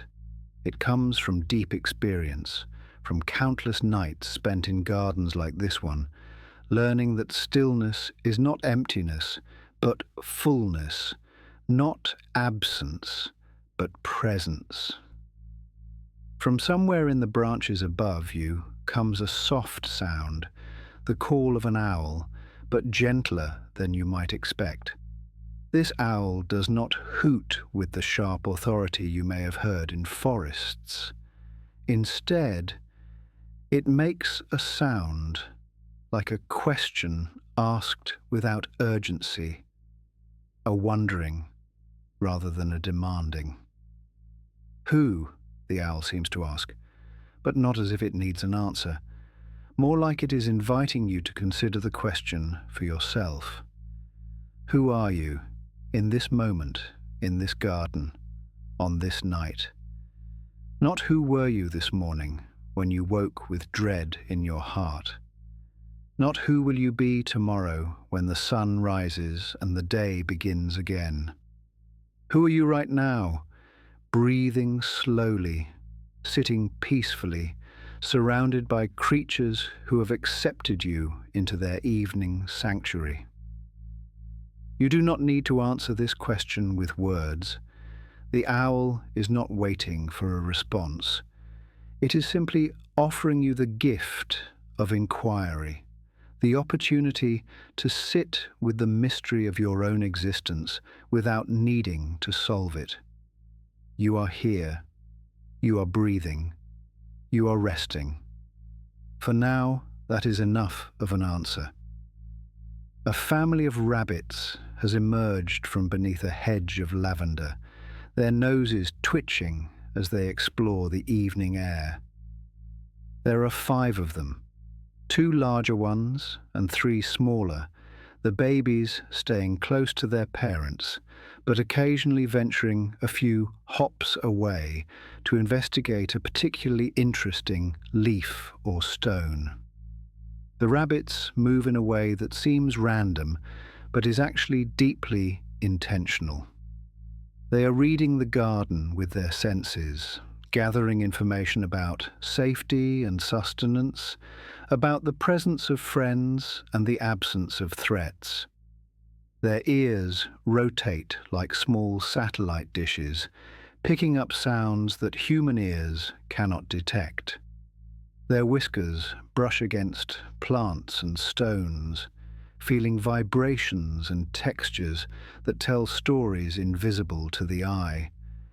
But despite all this information gathering, the rabbits are not anxious. They are alert but calm, aware but peaceful. This is the difference between vigilance and worry. The rabbits pay attention to their environment without becoming trapped by fear. They gather information and then they act, hopping to a new location, nibbling on a clover leaf, settling down to groom their soft fur. They do not spend hours imagining all the things that could go wrong. They simply live moment by moment, responding to what is rather than what might be. There is a lesson here about the morning dread that may have visited you today. That dread often comes from imagining futures that have not yet arrived, from rehearsing disasters that may never occur. The rabbits show us another way. Yes, pay attention. Yes, be aware of your surroundings. But then act on what is real, what is present, what is actually happening, not on the shadows of possibilities that flicker at the edges of imagination. As you watch the rabbit family, the smallest of the babies hops closer to your bench. It stops a few feet away, its tiny nose working overtime, its dark eyes reflecting the starlight. For a long moment, you and this small creature simply look at each other. There is no fear in its gaze, only curiosity, only the simple acknowledgement of one living being recognizing another. This is connection without complication. The rabbit does not wonder if you like it, does not worry about making a good impression, does not rehearse what it will say or do. It simply is present, offering its presence, accepting yours. In this moment, you are not a person with problems, with responsibilities, with a history of worries and a future of uncertainties. You are simply another creature in the garden, another being sharing this peaceful night. The baby rabbit, satisfied with its investigation, hops back to its family. They continue their evening exploration, moving slowly toward a patch of clover on the other side of the path. You watch them go, feeling something in your chest that might be gratitude, might be tenderness, might simply be the recognition of how beautiful life can be when we stop trying to control it and simply let it unfold. Chapter 9. The Library of Unread Tomorrows. Let us leave the garden of forgotten worries now, carrying its peace with us as we continue our evening journey. The path leads us through a grove of trees whose leaves whisper secrets in a language older than words. These trees have stood here for centuries, watching generations of peaceful travelers pass beneath their branches. They do not judge, do not advise, do not demand. They simply witness, and in their witnessing, they offer a kind of comfort that requires no explanation. Beyond the grove, you see a building that seems to be made of moonlight and memory. Its walls shimmer with a soft luminescence, and its windows glow with the warm light of countless candles. This is the Library of Unread Tomorrows, a place where the future is kept in gentle suspension, waiting to be experienced but not yet written in stone. The entrance to the library is a door made of polished wood, carved with images of hourglasses and sundials, calendars and clocks. But all of these timepieces show the same moment, now. This is the only time that truly exists, the door seems to say. Everything else is story, is possibility, is imagination dressed up as certainty. Push open this door and step inside. The library is vast, its ceiling lost in shadows high above, its walls lined with shelves that stretch in every direction as far as you can see. But do not feel overwhelmed by its size. This library is not here to intimidate you with the enormity of the future. It is here to show you something important about the nature of time and worry. Each shelf in this library holds books, but these are not ordinary books. They are tomorrow books, volumes that contain all the possible versions of days that have not yet arrived. There are books for tomorrow, for next week, for next month, for next year. There are books for decades from now, for moments you cannot yet imagine. And here is the remarkable thing. Every single one of these books has blank pages. Walk along the shelves and pull out any book that catches your attention. Open it to any page. You will find nothing but empty space, clean paper waiting to be written upon. This is because the future does not exist yet. It has no content, no story, no predetermined outcome. The worries you carry about tomorrow are not readings from these books. They are your own imagination, writing stories on pages that are actually blank. This is not to say that planning is foolish or that preparation is pointless. The library also contains a section called Wisdom from Yesterday, where the lessons of the past are recorded for those who wish to learn from experience. But there is a profound difference between learning from the past and fearing the future. One is education, the other is imprisonment. Find a comfortable chair in the library. There are many of them, scattered throughout the stacks, each one positioned near a window or a lamp, each one inviting you to sit and rest and contemplate. The chair you choose is upholstered in fabric that feels like clouds might feel if clouds could be touched. Soft beyond description, supportive without being rigid, warm without being hot. Sink into this chair and look around you at all the blank tomorrow books. Feel the liberation in knowing that nothing is written yet. The meeting you are dreading, its outcome is not recorded in any book here. The conversation you fear, its words have not been spoken, its direction not determined. The challenges that seem so insurmountable when viewed from tonight.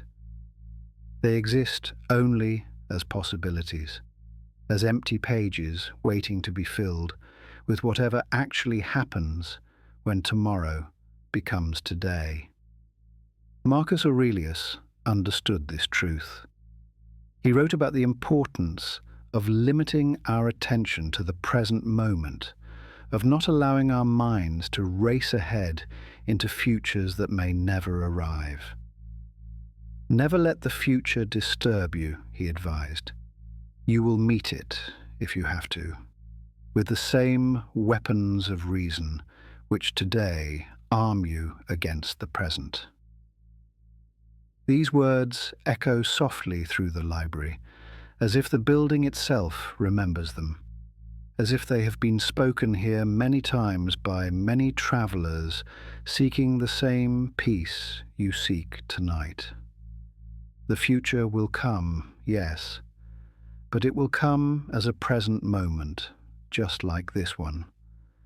And in that present moment, you will have exactly what you need to face whatever arises. The candles in the library flicker gently, their light casting dancing shadows on the spines of the tomorrow books. Watch these shadows move and notice how they never settle into fixed patterns. They are always shifting, always changing, always becoming something new. This is the nature of the future, fluid, flexible, responsive to forces that cannot be predicted or controlled. There is a freedom in accepting this fluidity. When you stop trying to read books that have no words, when you stop trying to predict outcomes that have not been determined, you release an enormous amount of energy that was being spent on an impossible task. This energy can now flow into the present moment, into the actual life you are living right now, into the breath you are breathing, the rest you are taking, the peace you are cultivating. A librarian approaches you, though approaches may not be the right word. She seems to materialize from the soft light between the shelves, her form gradually becoming more distinct as she draws near. She is elderly, but not frail, her face lined with the kind of wrinkles that come from a lifetime of smiling. Her eyes are the color of aged paper, warm and welcoming. "You are looking for tomorrow," she says, her voice like the rustle of turning pages. "But tomorrow is not here. It has never been here. It will never be here. By the time it arrives, it will have become today. She gestures to the shelves around you. All of these books will remain blank until the moment they are lived, and then they will move to a different section of the library, the archives of yesterday, where they will be recorded not as they were feared, but as they actually occurred. And I can tell you, dear traveller, that the archives tell very different stories than the ones people imagine when they sit in chairs like yours, worrying about pages that have not been written. The librarian smiles and begins to fade back into the light from which she came. "Rest now," she says, her voice growing softer. "The blank pages will wait. They have no choice. And neither do you. You cannot write tomorrow tonight. All you can do is be here, be present, be at peace. The writing will happen when the time comes, and you will be ready, because you will be rested, because you chose to sleep instead of worry, because you understood that blank pages are not threats, but invitations." She is gone now, dissolved into the candlelight, but her words remain, settling into your mind like seeds into fertile soil. The tomorrow books stand silent on their shelves, their blank pages patient and unhurried. There is nothing you need to do about them tonight. There is nothing you can do about them tonight. And in this impossibility lies a strange and beautiful permission. The permission to let go, to rest, to trust that the future will take care of itself when it arrives. Chapter 10. The River of Letting Go.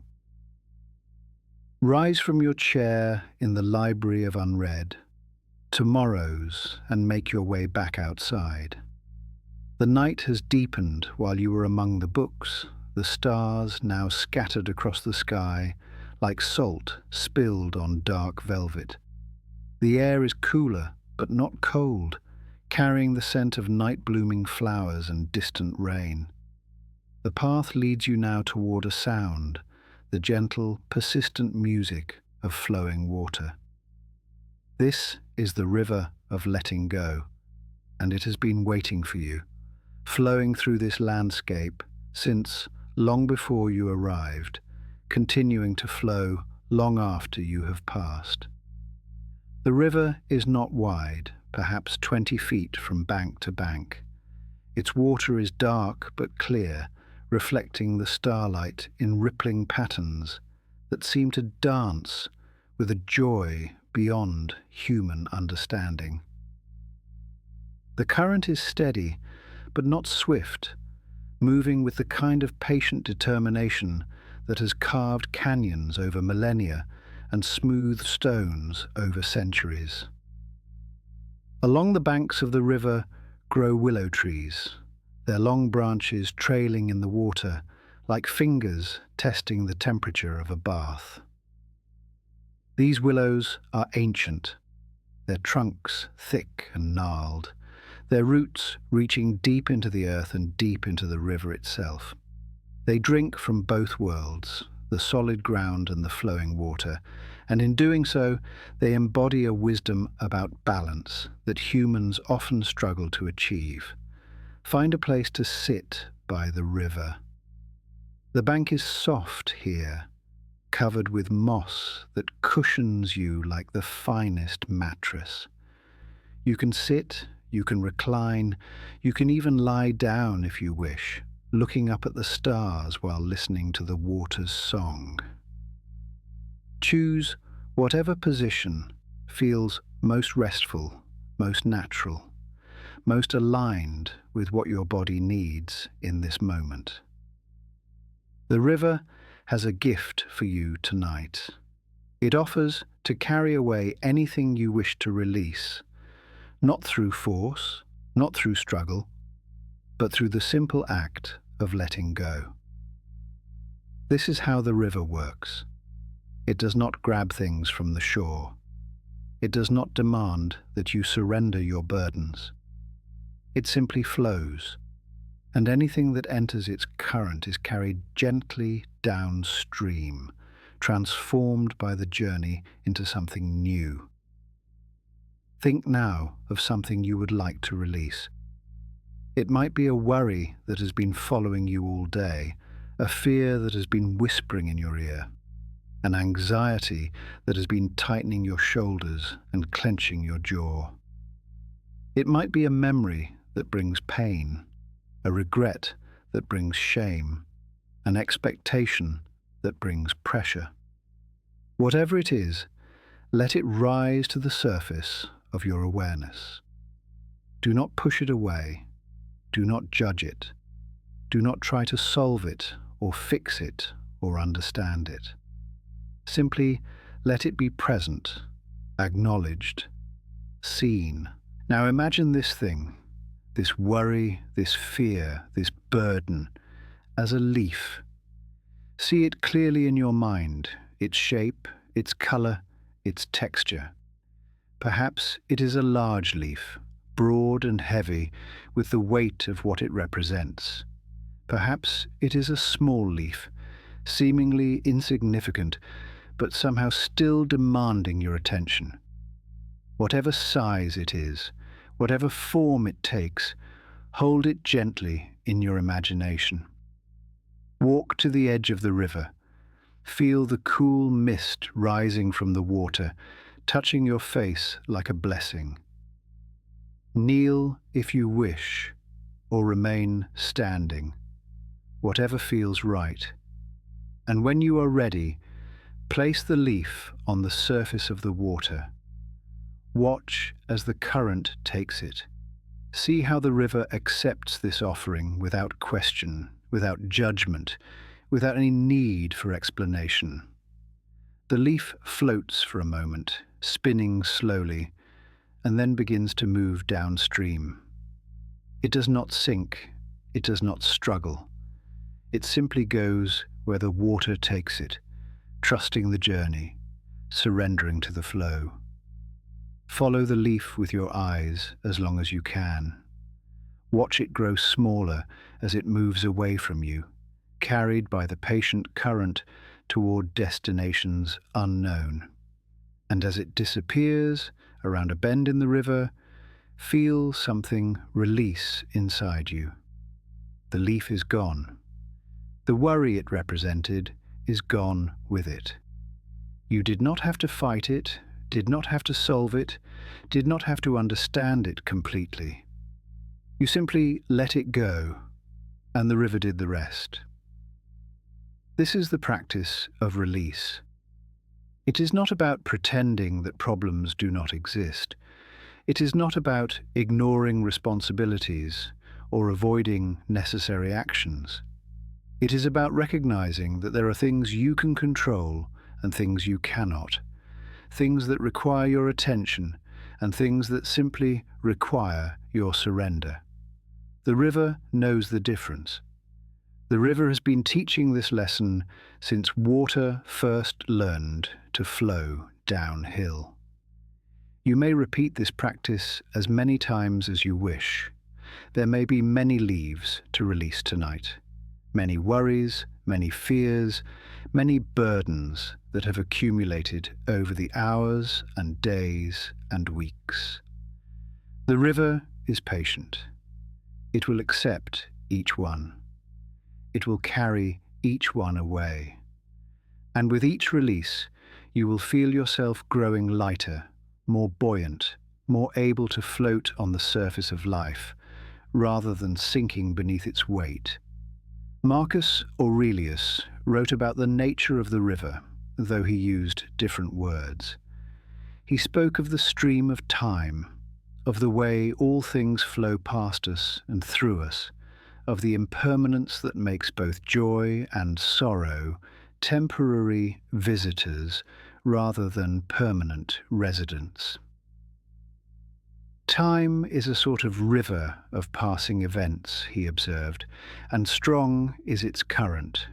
No sooner is a thing brought to sight than it is swept by, and another takes its place, and this too will be swept away. This might sound melancholy if you hear it with daytime ears, with the anxious mind that wants to hold on to things, that fears loss and change and the passage of time. But hear it now, with evening ears, with the peaceful mind that understands the gift of impermanence. If all things pass, then the difficulties of today will pass. If all things are swept away, then the worries of this morning will be swept away too. The river that takes also gives. It gives you freedom from permanence, liberation from the illusion that anything must last forever. Lie back on the mossy bank and let the sound of the river wash over you. This sound has been called the most peaceful in all of nature. The continuous, variable, unpredictable music of water finding its way around stones and over small falls and through narrow channels. No two moments of this sound are exactly alike, yet all of them share the same essential quality of flow, of movement, of gentle persistence. Let your breathing synchronize with the river's rhythm. There is no need to force this, simply allow it to happen naturally. Your breath, like the water, knows how to flow. It has been flowing since the moment you were born, carrying oxygen in and carbon dioxide out, sustaining your life without requiring your conscious attention. Trust your breath as you trust the river. Let it carry you towards sleep, as the water carries leaves toward the sea. Chapter 11. The Meadow of Midnight Flowers. The river continues its journey, but our path diverges here, leading us away from the water and into a meadow that opens before us like a gift unwrapped in slow motion. This is the Meadow of Midnight Flowers, a place where blooms that hide from the sun reveal their beauty under the stars. The meadow is vast, stretching to the horizon in every direction, and it is filled with flowers that glow with their own soft light. These are not bioluminescent in the scientific sense. Their light comes from somewhere deeper, somewhere more mysterious. It is as if each flower has captured a piece of the moon and holds it within its petals, releasing it slowly throughout the night. Walk into the meadow and feel the flowers brush against your legs. They are soft, so soft, like the touch of silk or the brush of a feather. They do not scratch or prick. There are no thorns here, no defenses. These flowers have no need to protect themselves because nothing in this place means them harm. They can be completely open, completely vulnerable, completely themselves. The colours of the flowers are unlike any you have seen in daylight gardens. There are blues that seem to contain entire oceans, purples that hold the depth of twilight skies, whites that glow like captured starlight. There are colours that have no names in human language, colours that exist only here, only now, only for those who have journeyed far enough into the night to discover them. Each type of flower in this meadow represents a different kind of peace. The tall silver blooms with petals like crescent moons are called serenity lilies. They grow in clusters, supporting each other, their stems intertwined beneath the soil in a network of mutual care. When the breeze moves through them, they sway together in a dance that speaks of community, of connection, of the peace that comes from knowing you are not alone. The low-growing flowers with star-shaped petals are contentment blossoms. They hug the ground, asking for nothing, needing nothing beyond what they already have. They do not reach toward the sky with ambition. They do not spread aggressively to claim more territory. They simply bloom where they are planted, finding complete satisfaction in their small patch of earth, their modest portion of starlight, their quiet existence among countless others. The climbing vines, with trumpet-shaped flowers, are release roses, though they bear no resemblance to the roses you know from waking life. Their trumpets face downward, as if they are pouring something out, rather than reaching for something above. And, indeed, they are. They release a fragrance that smells like the moment after crying, when the tears have stopped and a strange calm settles over everything. This is the scent of emotional release, of burdens set down, of the peace that comes after struggle has ended. Find a place in the meadow where you can lie down among the flowers. The ground here is soft, covered with a carpet of tiny blooms that cushion you like the most comfortable bed you have ever known. As you settle into this natural mattress, the flowers around you seem to lean in slightly, as if they are curious about you, as if they want to share their peace with this visitor who has wandered into their midnight home. Look up at the sky from your resting place. The stars are brilliant here, undimmed by any artificial light, unpolluted by any glow from distant cities. You can see the Milky Way stretching across the heavens like a river of light, countless suns so far away that their light has travelled for thousands of years to reach your eyes tonight. And yet here it is, this ancient light, arriving at exactly this moment, witnessed by exactly you. There is something profound in this thought, something that can either terrify or comfort, depending on how you hold it. The vastness of the universe, the immensity of time and space, the smallness of any individual human life. These can seem overwhelming when viewed with anxious eyes. But viewed with peaceful eyes, from a bed of midnight flowers, they become a source of deep comfort. Your worries, seen against this cosmic backdrop, are very small. This is not to diminish them, not to say they do not matter. They matter to you, and that is enough to make them significant.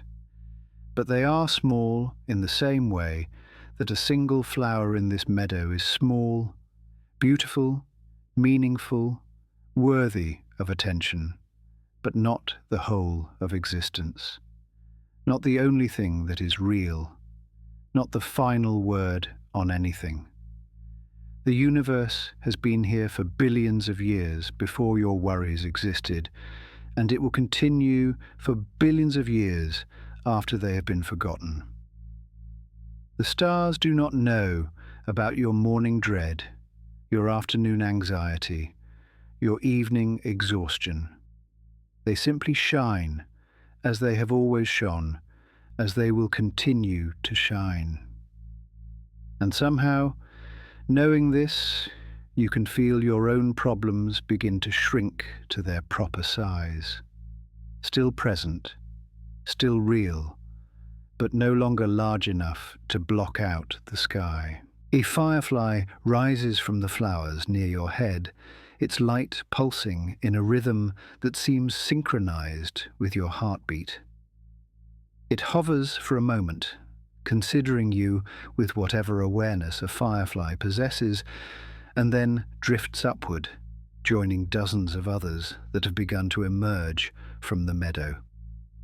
Soon, the air above you is filled with these tiny lights, dancing in patterns that seem random but feel meaningful, as if they are spelling out messages in a language of pure illumination. Watch the fireflies and let your eyes grow heavy. Their lights are like the thoughts that drift through a mind approaching sleep, appearing, glowing briefly, fading, replaced by others. You do not need to follow any particular light, do not need to track any particular thought. Simply let them come and go. Let them dance their ancient dance. Let them carry you closer and closer to the threshold of dreams. Chapter 12. The Temple of Evening Rest. When you're ready, and there is no rush, there is never any rush in this place, rise from your bed of flowers and continue along the path. It leads now toward a structure you can see in the distance, its outline soft against the star-filled sky. This is the Temple of Evening Rest, and it has been waiting for you since the moment you began this journey. The temple is not grand in the way of cathedrals or monuments. It does not try to impress with height or ornamentation. Instead, it impresses with simplicity, with the kind of spare beauty that comes from removing everything unnecessary until only the essential remains. Its walls are made of pale stone that seems to glow from within. Its roof is open to the sky. Its entrance is a simple archway with no door. As you approach the temple, you notice that the ground beneath your feet has changed. You are walking now on a path of crushed shells, each step releasing a soft sound like distant wind chimes. These shells were gathered from beaches around the world, brought here by travelers who understood that the journey to rest is a universal human need, shared across all cultures, all times, all places. Pass through the archway and enter the temple. The interior is a single large room, circular in shape, with the open roof allowing the stars to serve as ceiling. In the center of the room is a pool of water, so still that it perfectly reflects the sky above, creating the illusion that you are standing between two identical heavens, one above and one below. Around the edges of the room are alcoves, each one containing a simple bed draped with soft linens. These beds are for travelers like yourself, those who have journeyed through the night and are ready now to rest. Choose any alcove that calls to you. They are all equally comfortable, equally peaceful, equally welcoming.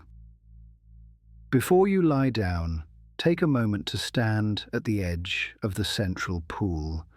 Look down into the reflected stars and see your own face among them. You are part of this cosmos, this vast and ancient universe. You belong here, in this moment, in this place.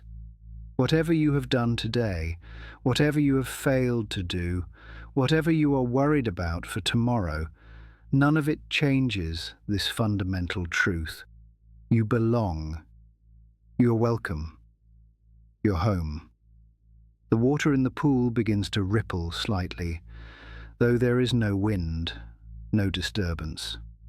The ripples spread outward from the center in perfect circles, and as they reach the edges of the pool, they seem to carry something away. The last remnants of tension in your body, the final traces of anxiety in your mind. The water is cleansing you without touching you, purifying you through the simple act of movement, of flow, of letting go.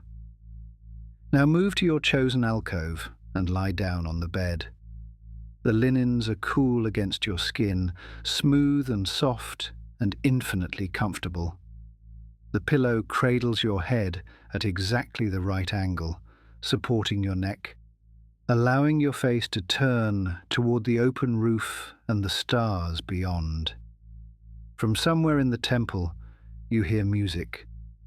It is not played by any instrument you can identify. It seems to arise from the stones themselves, from the water, from the air. The melody is simple, a lullaby without words, a song that has been sung to sleepy travelers since the first human looked up at the stars and wondered what dreams might come. Let this music wash over you. Let it carry away any remaining thoughts, any lingering worries, any last resistances to the sleep that is approaching. You have done the work of this day. You have carried your burdens as far as they needed to be carried. Now it is time to set them down, to close your eyes, to trust that the night will hold you safely until morning comes. Chapter 13. The Guardians of Sleep. As you settle deeper into your bed in the temple of evening rest, you become aware of presences around you. These are the guardians of sleep, beings who have watched over resting travelers since the first night fell upon the first world. They do not have forms that can be easily described. They are more like feelings than figures, more like warmth than shapes. One guardian stands at the head of your bed. This is the guardian of peaceful thoughts, and its presence ensures that your mind will not be troubled by nightmares or disturbing images. It does not prevent dreams. Dreams are necessary.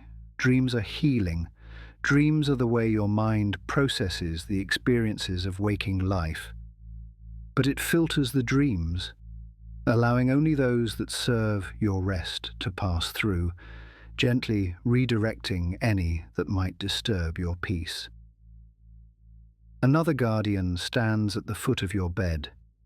This is the guardian of physical rest, and its presence ensures that your body will receive the restoration it needs.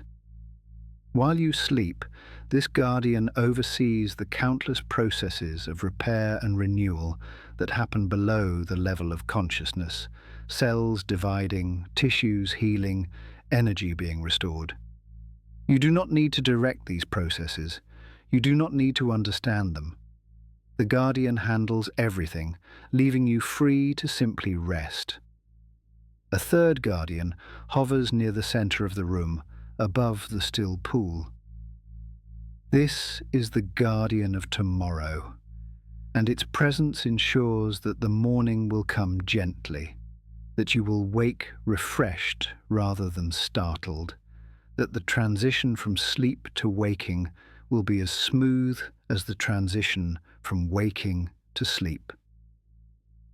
This guardian holds the blank pages of the tomorrow books and promises that they will be filled with whatever is needed, whatever is right, whatever serves your highest good. Feel the presence of these guardians and let yourself be held by their care. You do not need to stay vigilant tonight. You do not need to keep one eye open, one ear listening for danger. The guardians are here, and they have never failed a sleeper. Not once, in all the countless nights since sleeping began. Marcus Aurelius wrote about the importance of trusting in the larger order of things, of recognizing that we are part of a whole that is greater than ourselves. Constantly regard the universe as one living being, he advised, having one substance and one soul, and observe how all things have reference to one perception, the perception of this one living being. Tonight, you are part of this one living being. Your rest is part of the universe's rest. Your peace is part of the cosmos's peace. The guardians who watch over you are expressions of the same care that holds planets in their orbits and guides rivers to the sea. You can trust this care. You can surrender to it. You can let go completely, knowing that you will be caught, held, protected. Chapter 14. The Descent into Dreams. And now, dear traveller, the time has come for the final descent. You have journeyed far tonight, through the garden of forgotten worries, past the library of unread tomorrows, along the river of letting go, across the meadow of midnight flowers, into the temple of evening rest. Each step has carried you deeper into peace, closer to the sleep that your body and mind so desperately need. The descent into dreams is not a falling, but a floating. Imagine that you are a leaf, yes, like the leaves you released into the river, and you're drifting downward through layers of soft, warm air. Each layer you pass through is more comfortable than the last, more peaceful, more removed from the concerns of waking life. The first layer is the layer of thoughts. As you pass through it, you notice that your thoughts are becoming slower, more spaced out, less urgent. They are still there, but they have lost their grip on your attention. They float past like clouds, acknowledged but not engaged, present but not demanding. The second layer is the layer of sensations. As you pass through it, you notice that your awareness of your body is becoming softer, more diffuse.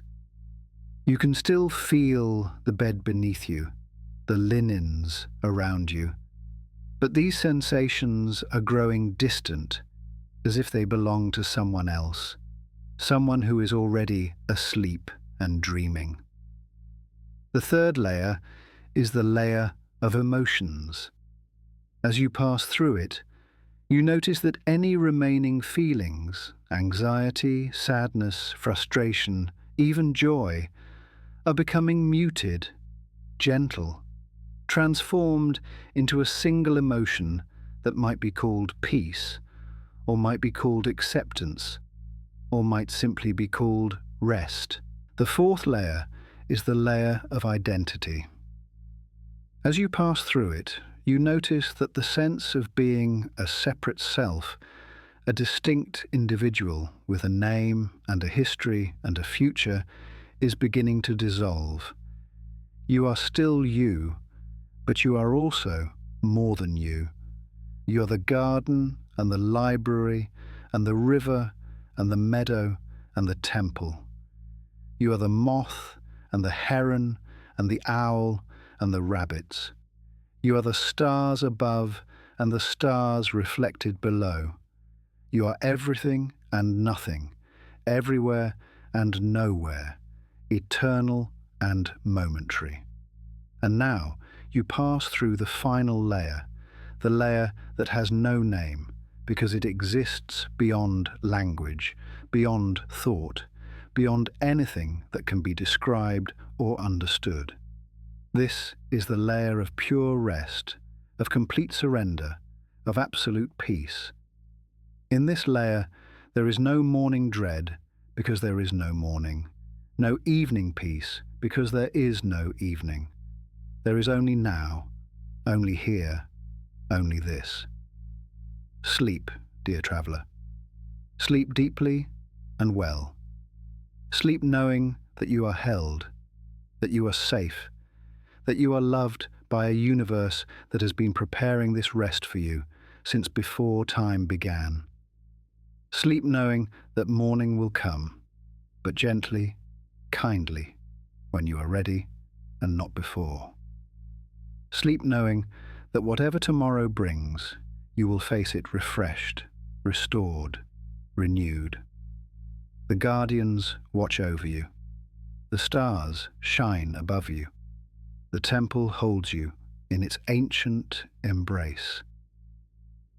And somewhere in the depths of your dreaming mind, the words of Marcus Aurelius echo one final time. When you arise in the morning, think of what a precious privilege it is to be alive, to breathe, to think, to enjoy, to love. But that is for tomorrow. For now, there is only sleep. For now, there is only peace. For now, there is only rest. Interlude, a moment of stillness. Let us pause here, in the space between wakefulness and sleep, and simply be. There is nothing to do in this moment, nothing to achieve, nothing to figure out. The journey we have taken together has brought you to this threshold, and now you stand at the edge of dreams, ready to step across. Feel the weight of your body on the bed. Feel how the mattress supports you, how gravity holds you gently against the earth. This is not a burden, this weight.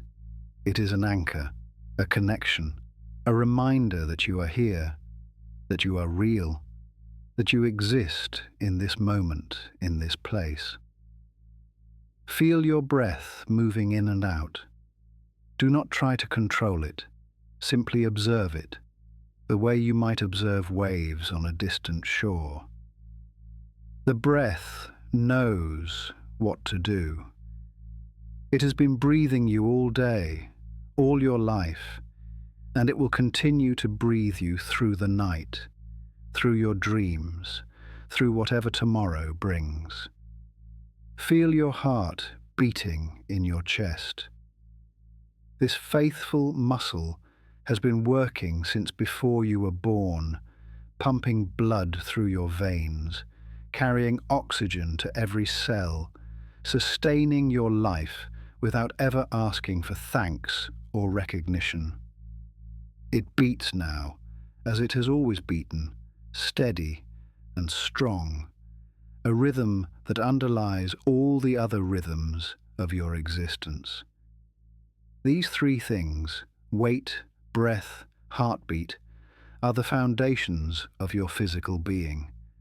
They continue whether you are awake or asleep, whether you are worried or peaceful, whether you are caught up in the dramas of daily life or floating in the stillness of deep rest.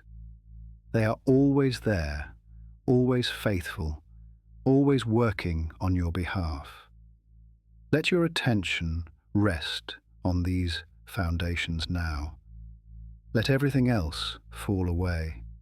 The thoughts, the worries, the plans, the memories. Let there be only weight, only breath, only heartbeat. Let there be only this moment, this body, this life. And when you are ready, when the weight has become so comfortable that you cannot imagine moving, when the breath has become so slow that it seems to pause between each inhale and exhale, when the heartbeat has become so quiet that you can barely hear it, then let go. Let go of attention itself. Let go of awareness. Let go of the one who is letting go. Sleep is waiting for you, just on the other side of this final release. It has been waiting patiently all evening, watching you journey through gardens and libraries and rivers and meadows. It knows you are tired. It knows you need rest. And it is ready to receive you, to hold you, to carry you through the night to the shores of morning. Let go now. Let go completely. Let go. Chapter 15. The Dreams that Heal. In the depths of sleep, dreams come. They come not as disturbances, but as healers, not as interruptions, but as integrations. The dreaming mind is doing important work, sorting through the experiences of the day, filing memories in their proper places, processing emotions that were too large or too complex to be fully felt during waking hours. You may not remember these dreams when morning comes. That is perfectly fine. The healing happens whether you remember it or not, just as your body heals from a cut, whether or not you watch the skin knitting back together. The dreams do their work in the darkness, in the silence, in the privacy of your sleeping mind. But if you do remember, if fragments of images or feelings stay with you when you wake, receive them with gratitude. They are messages from the part of you that knows things your waking mind has forgotten, the part that sees patterns too subtle for conscious awareness, the part that is connected to something larger than your individual story. Tonight, the dreams that come are gentle ones. The guardians of sleep have ensured this, filtering out anything that might disturb your rest. You may dream of the garden, walking among the worry plants and watching them transform anxiety into beauty. You may dream of the library, standing among the blank tomorrow books and feeling the freedom of an unwritten future. You may dream of the river, watching leaves float downstream and feeling your own burdens carried away by the current. Or you may dream of things entirely different, things that have nothing to do with the journey we have taken together. That is fine too. The dreaming mind has its own wisdom, its own agenda, its own way of knowing what you need. Trust it as you trust the guardians, as you trust the night, as you trust the universe that holds you in its vast and ancient embrace. Sleep deeply now, dream peacefully, rest completely. The night is long, and it is yours.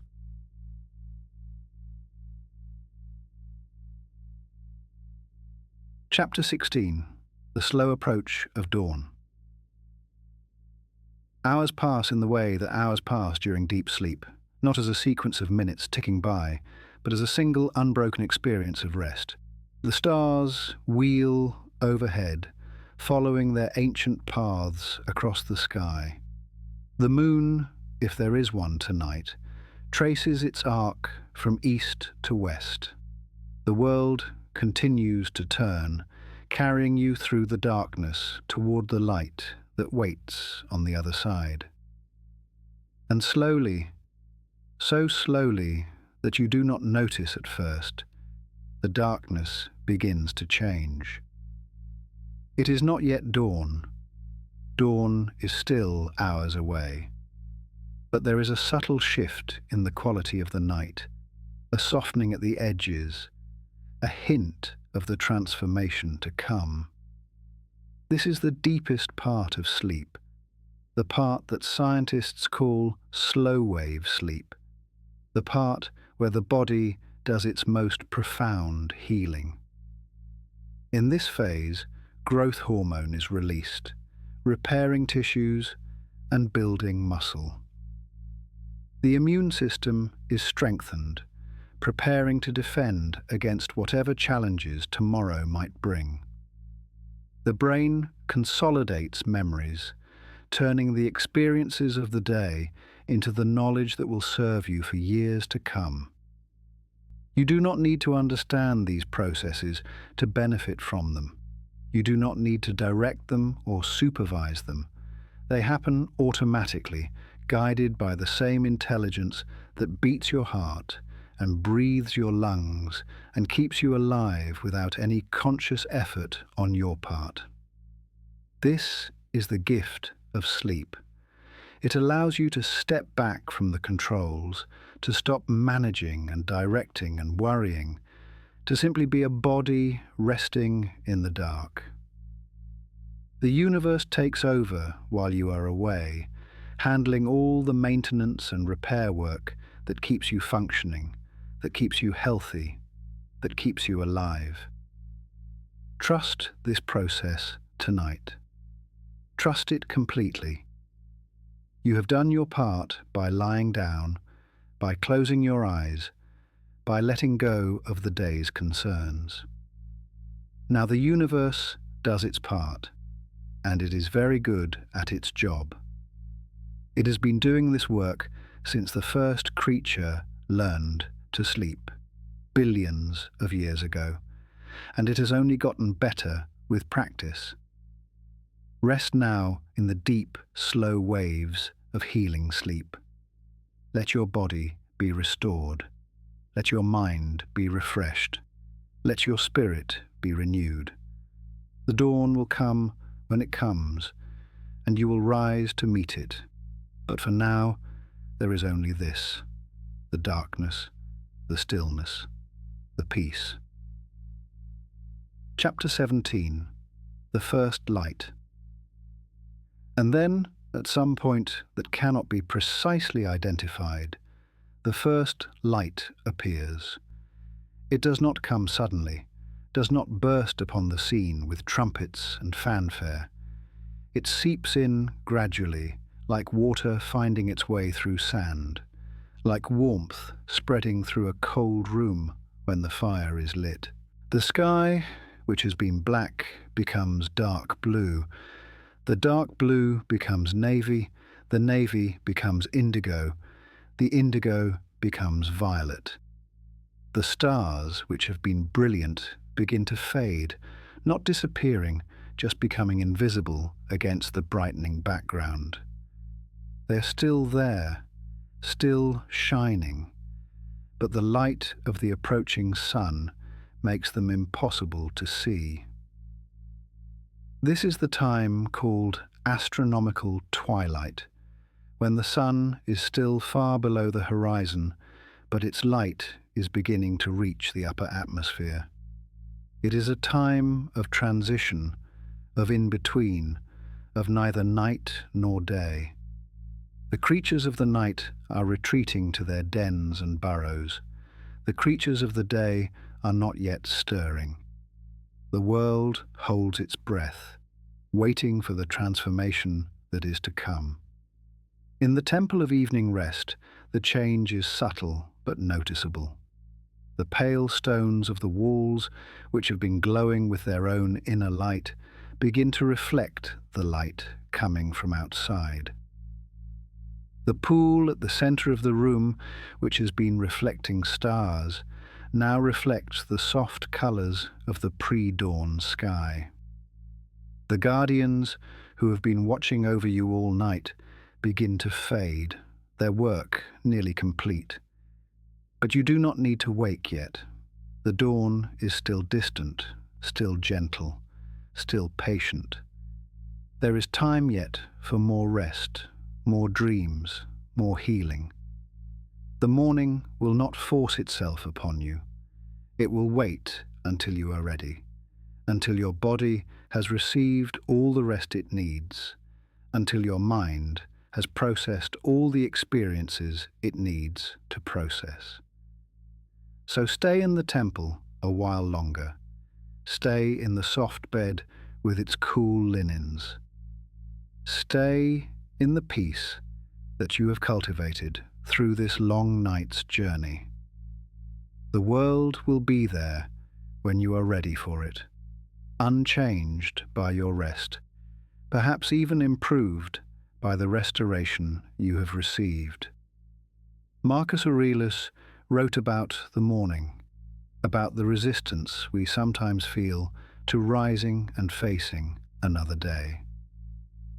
In the morning, when thou risest unwillingly, he advised, let this thought be present: I am rising to the work of a human being. Why then am I dissatisfied if I am going to do the things for which I exist and for which I was brought into the world? But this advice is for later, for when the sun has fully risen, for when the day has truly begun. For now, in this moment of pre-dawn stillness, there is no need to think about rising, no need to think about work, no need to think about anything at all. There is only the gradual brightening of the sky, the slow retreat of night, the gentle transition from one state of being to another. Chapter 18. The Gift of Morning Peace. As the light continues to grow, something remarkable happens. The morning dread that you may have felt yesterday, the anxiety that greeted you when you first opened your eyes, it does not appear. Or if it appears, it is muted, distant, like a voice calling from very far away. This is the gift of the night's journey. By traveling through the garden of forgotten worries, you have learned that worries can be transformed into beauty. By visiting the library of unread tomorrows, you have learned that the future is blank, unwritten, full of possibility rather than predetermined doom. By sitting beside the river of letting go, you have learned that burdens can be released, carried away by currents stronger than your grip.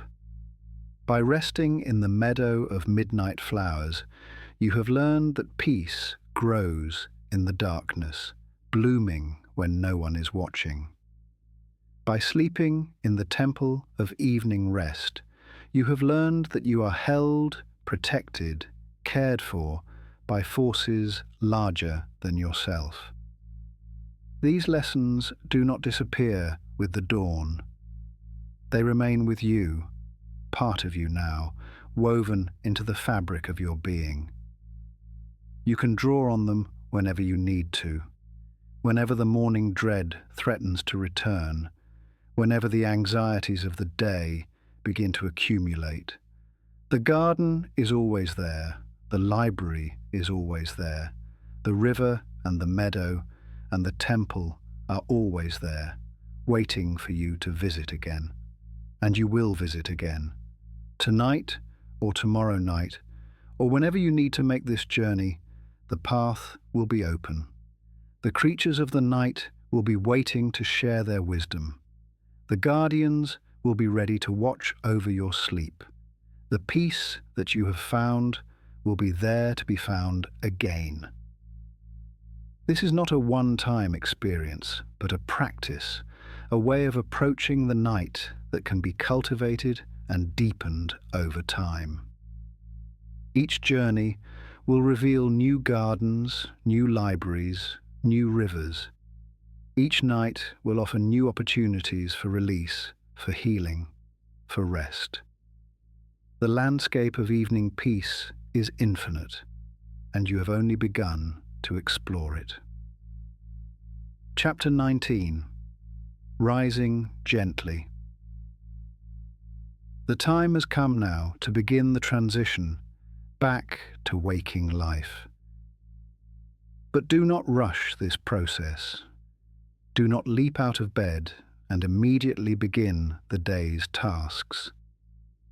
The peace you have cultivated is precious, and it deserves to be carried gently into the morning, protected from the harsh demands that will come soon enough.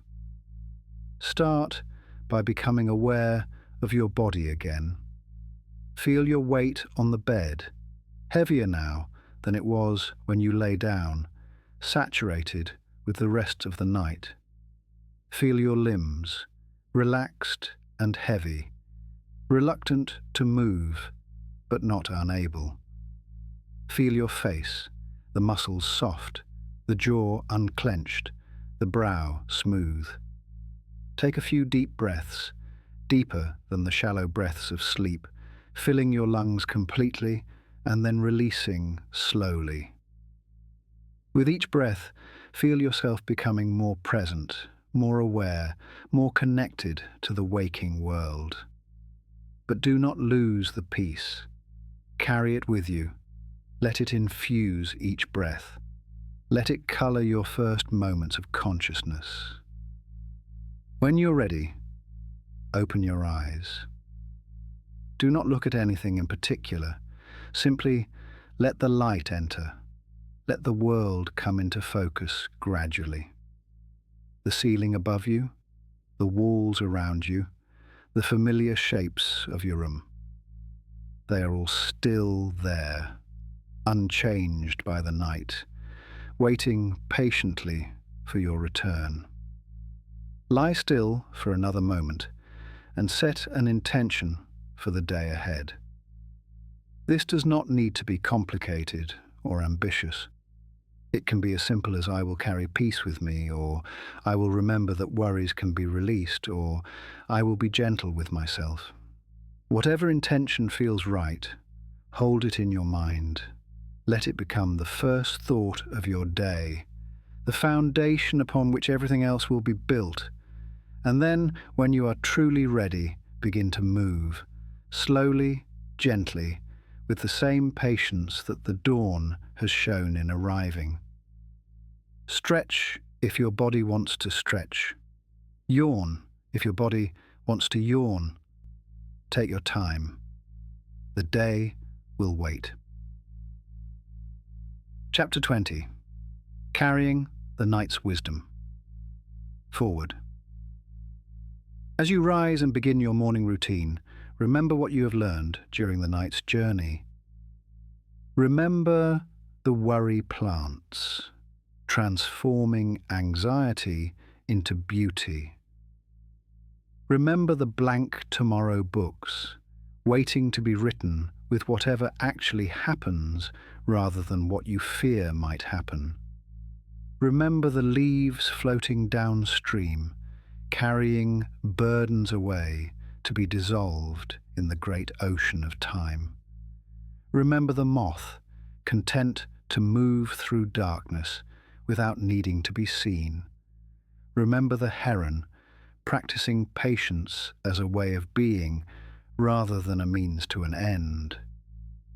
Remember the owl, asking questions without needing answers. Remember the rabbits, alert but not anxious, aware but not worried. Remember the fireflies, dancing in patterns that feel meaningful even when they cannot be understood. Remember the midnight flowers, blooming in colors that have no names. Remember the temple, open to the sky, reflecting stars in still water. Remember the guardians, watching over you through the long hours of the night. These memories are not just pleasant images to recall when you are stressed. They are tools, techniques, practices that you can use throughout your day. When you feel worry arising, imagine placing it on a leaf and releasing it into the river. When you feel dread about the future, remember that the tomorrow books are blank, unwritten, full of possibility. When you feel overwhelmed by the demands of the day, remember the heron, taking each step with impossible slowness, trusting that it is exactly where it needs to be. The night's wisdom is not separate from the day's challenges. They are part of the same whole, the same cycle, the same continuous experience of being alive. The peace you find in the evening is meant to be carried into the morning. The rest you receive during sleep is meant to fuel the activities of waking life. Everything is connected, everything flows together, everything is one.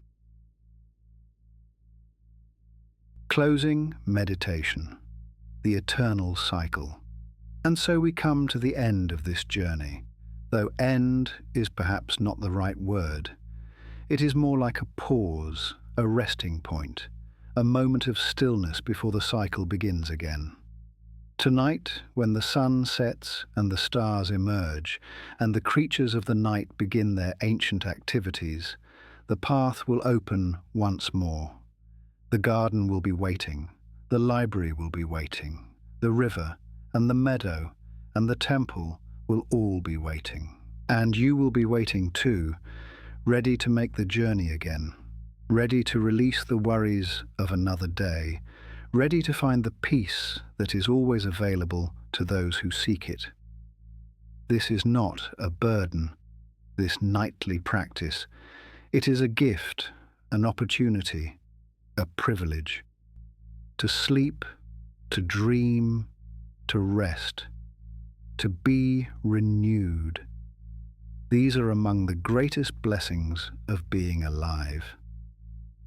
Marcus Aurelius understood this, even as he faced the immense pressures of ruling an empire. He knew that the night was not an interruption of life, but an essential part of it. Not a waste of time, but a wise use of it. He knew that the morning would come whether he worried about it or not, and that he would face it better if he had rested well. "When you arise in the morning," he wrote, "think of what a precious privilege it is to be alive, to breathe, to think, to enjoy, to love." This is the final wisdom of the night's journey, that life itself is the gift, that each day is a new opportunity, that the worries which seem so large in the darkness shrink to their proper size in the light. The morning dread that may have plagued you is not a permanent condition, but a temporary visitor, one that can be shown the door through the practices we have explored together. So go now into your day, carrying the peace of the night with you. Face whatever challenges arise with the knowledge that you have tools to release them, that you have a sanctuary to return to, that you have guardians watching over you even when you cannot see them. The universe is vast and ancient and full of mystery, but it is also kind, also caring, also deeply invested in your well-being. You are not alone. You have never been alone. And tonight, when the sun sets and the stars emerge, you will make this journey again, going deeper, finding more peace, resting more completely. The cycle continues. The wheel turns. The night follows. The day follows the night. Rest well, dear traveller. Rest deeply and peacefully. And when you wake, remember, you are alive, you are breathing, you are here. And that is enough. That is more than enough. That is everything. End of Book 2. On Morning Dread and Evening Peace. Afterword, a note on continuing the practice. The journey we have taken together through these pages is not meant to be a single experience, but the beginning of an ongoing practice. Each night offers a new opportunity to explore the landscapes of evening peace, to discover new gardens and libraries and rivers, to meet new creatures and guardians and guides. You may find it helpful to return to certain sections of this journey when specific challenges arise. When worry is particularly strong, revisit the garden of forgotten worries. When fear of the future is keeping you awake, spend time in the library of unread tomorrows. When you are holding on to burdens that need to be released, sit beside the river of letting go. Over time, you will develop your own relationship with these places. You may discover new areas that are not described in these pages, personal sanctuaries that arise from your own imagination and experience. This is as it should be. The landscape of inner peace is infinite, and each traveller charts their own course through it. The words of Marcus Aurelius that have accompanied us on this journey are just one source of wisdom among many. You may find that other philosophers, other poets, other teachers speak to you more directly. The important thing is not the specific source, but the practice itself, the nightly turning inward, the intentional release of the day's tensions, the cultivation of peace as a preparation for rest. May your nights be peaceful. May your sleep be deep. May your mornings be free from dread. And may you always remember that the sanctuary of evening peace is available to you, waiting for your return, ready to receive you whenever you need its comfort. Sleep well, dear friend. Sleep well.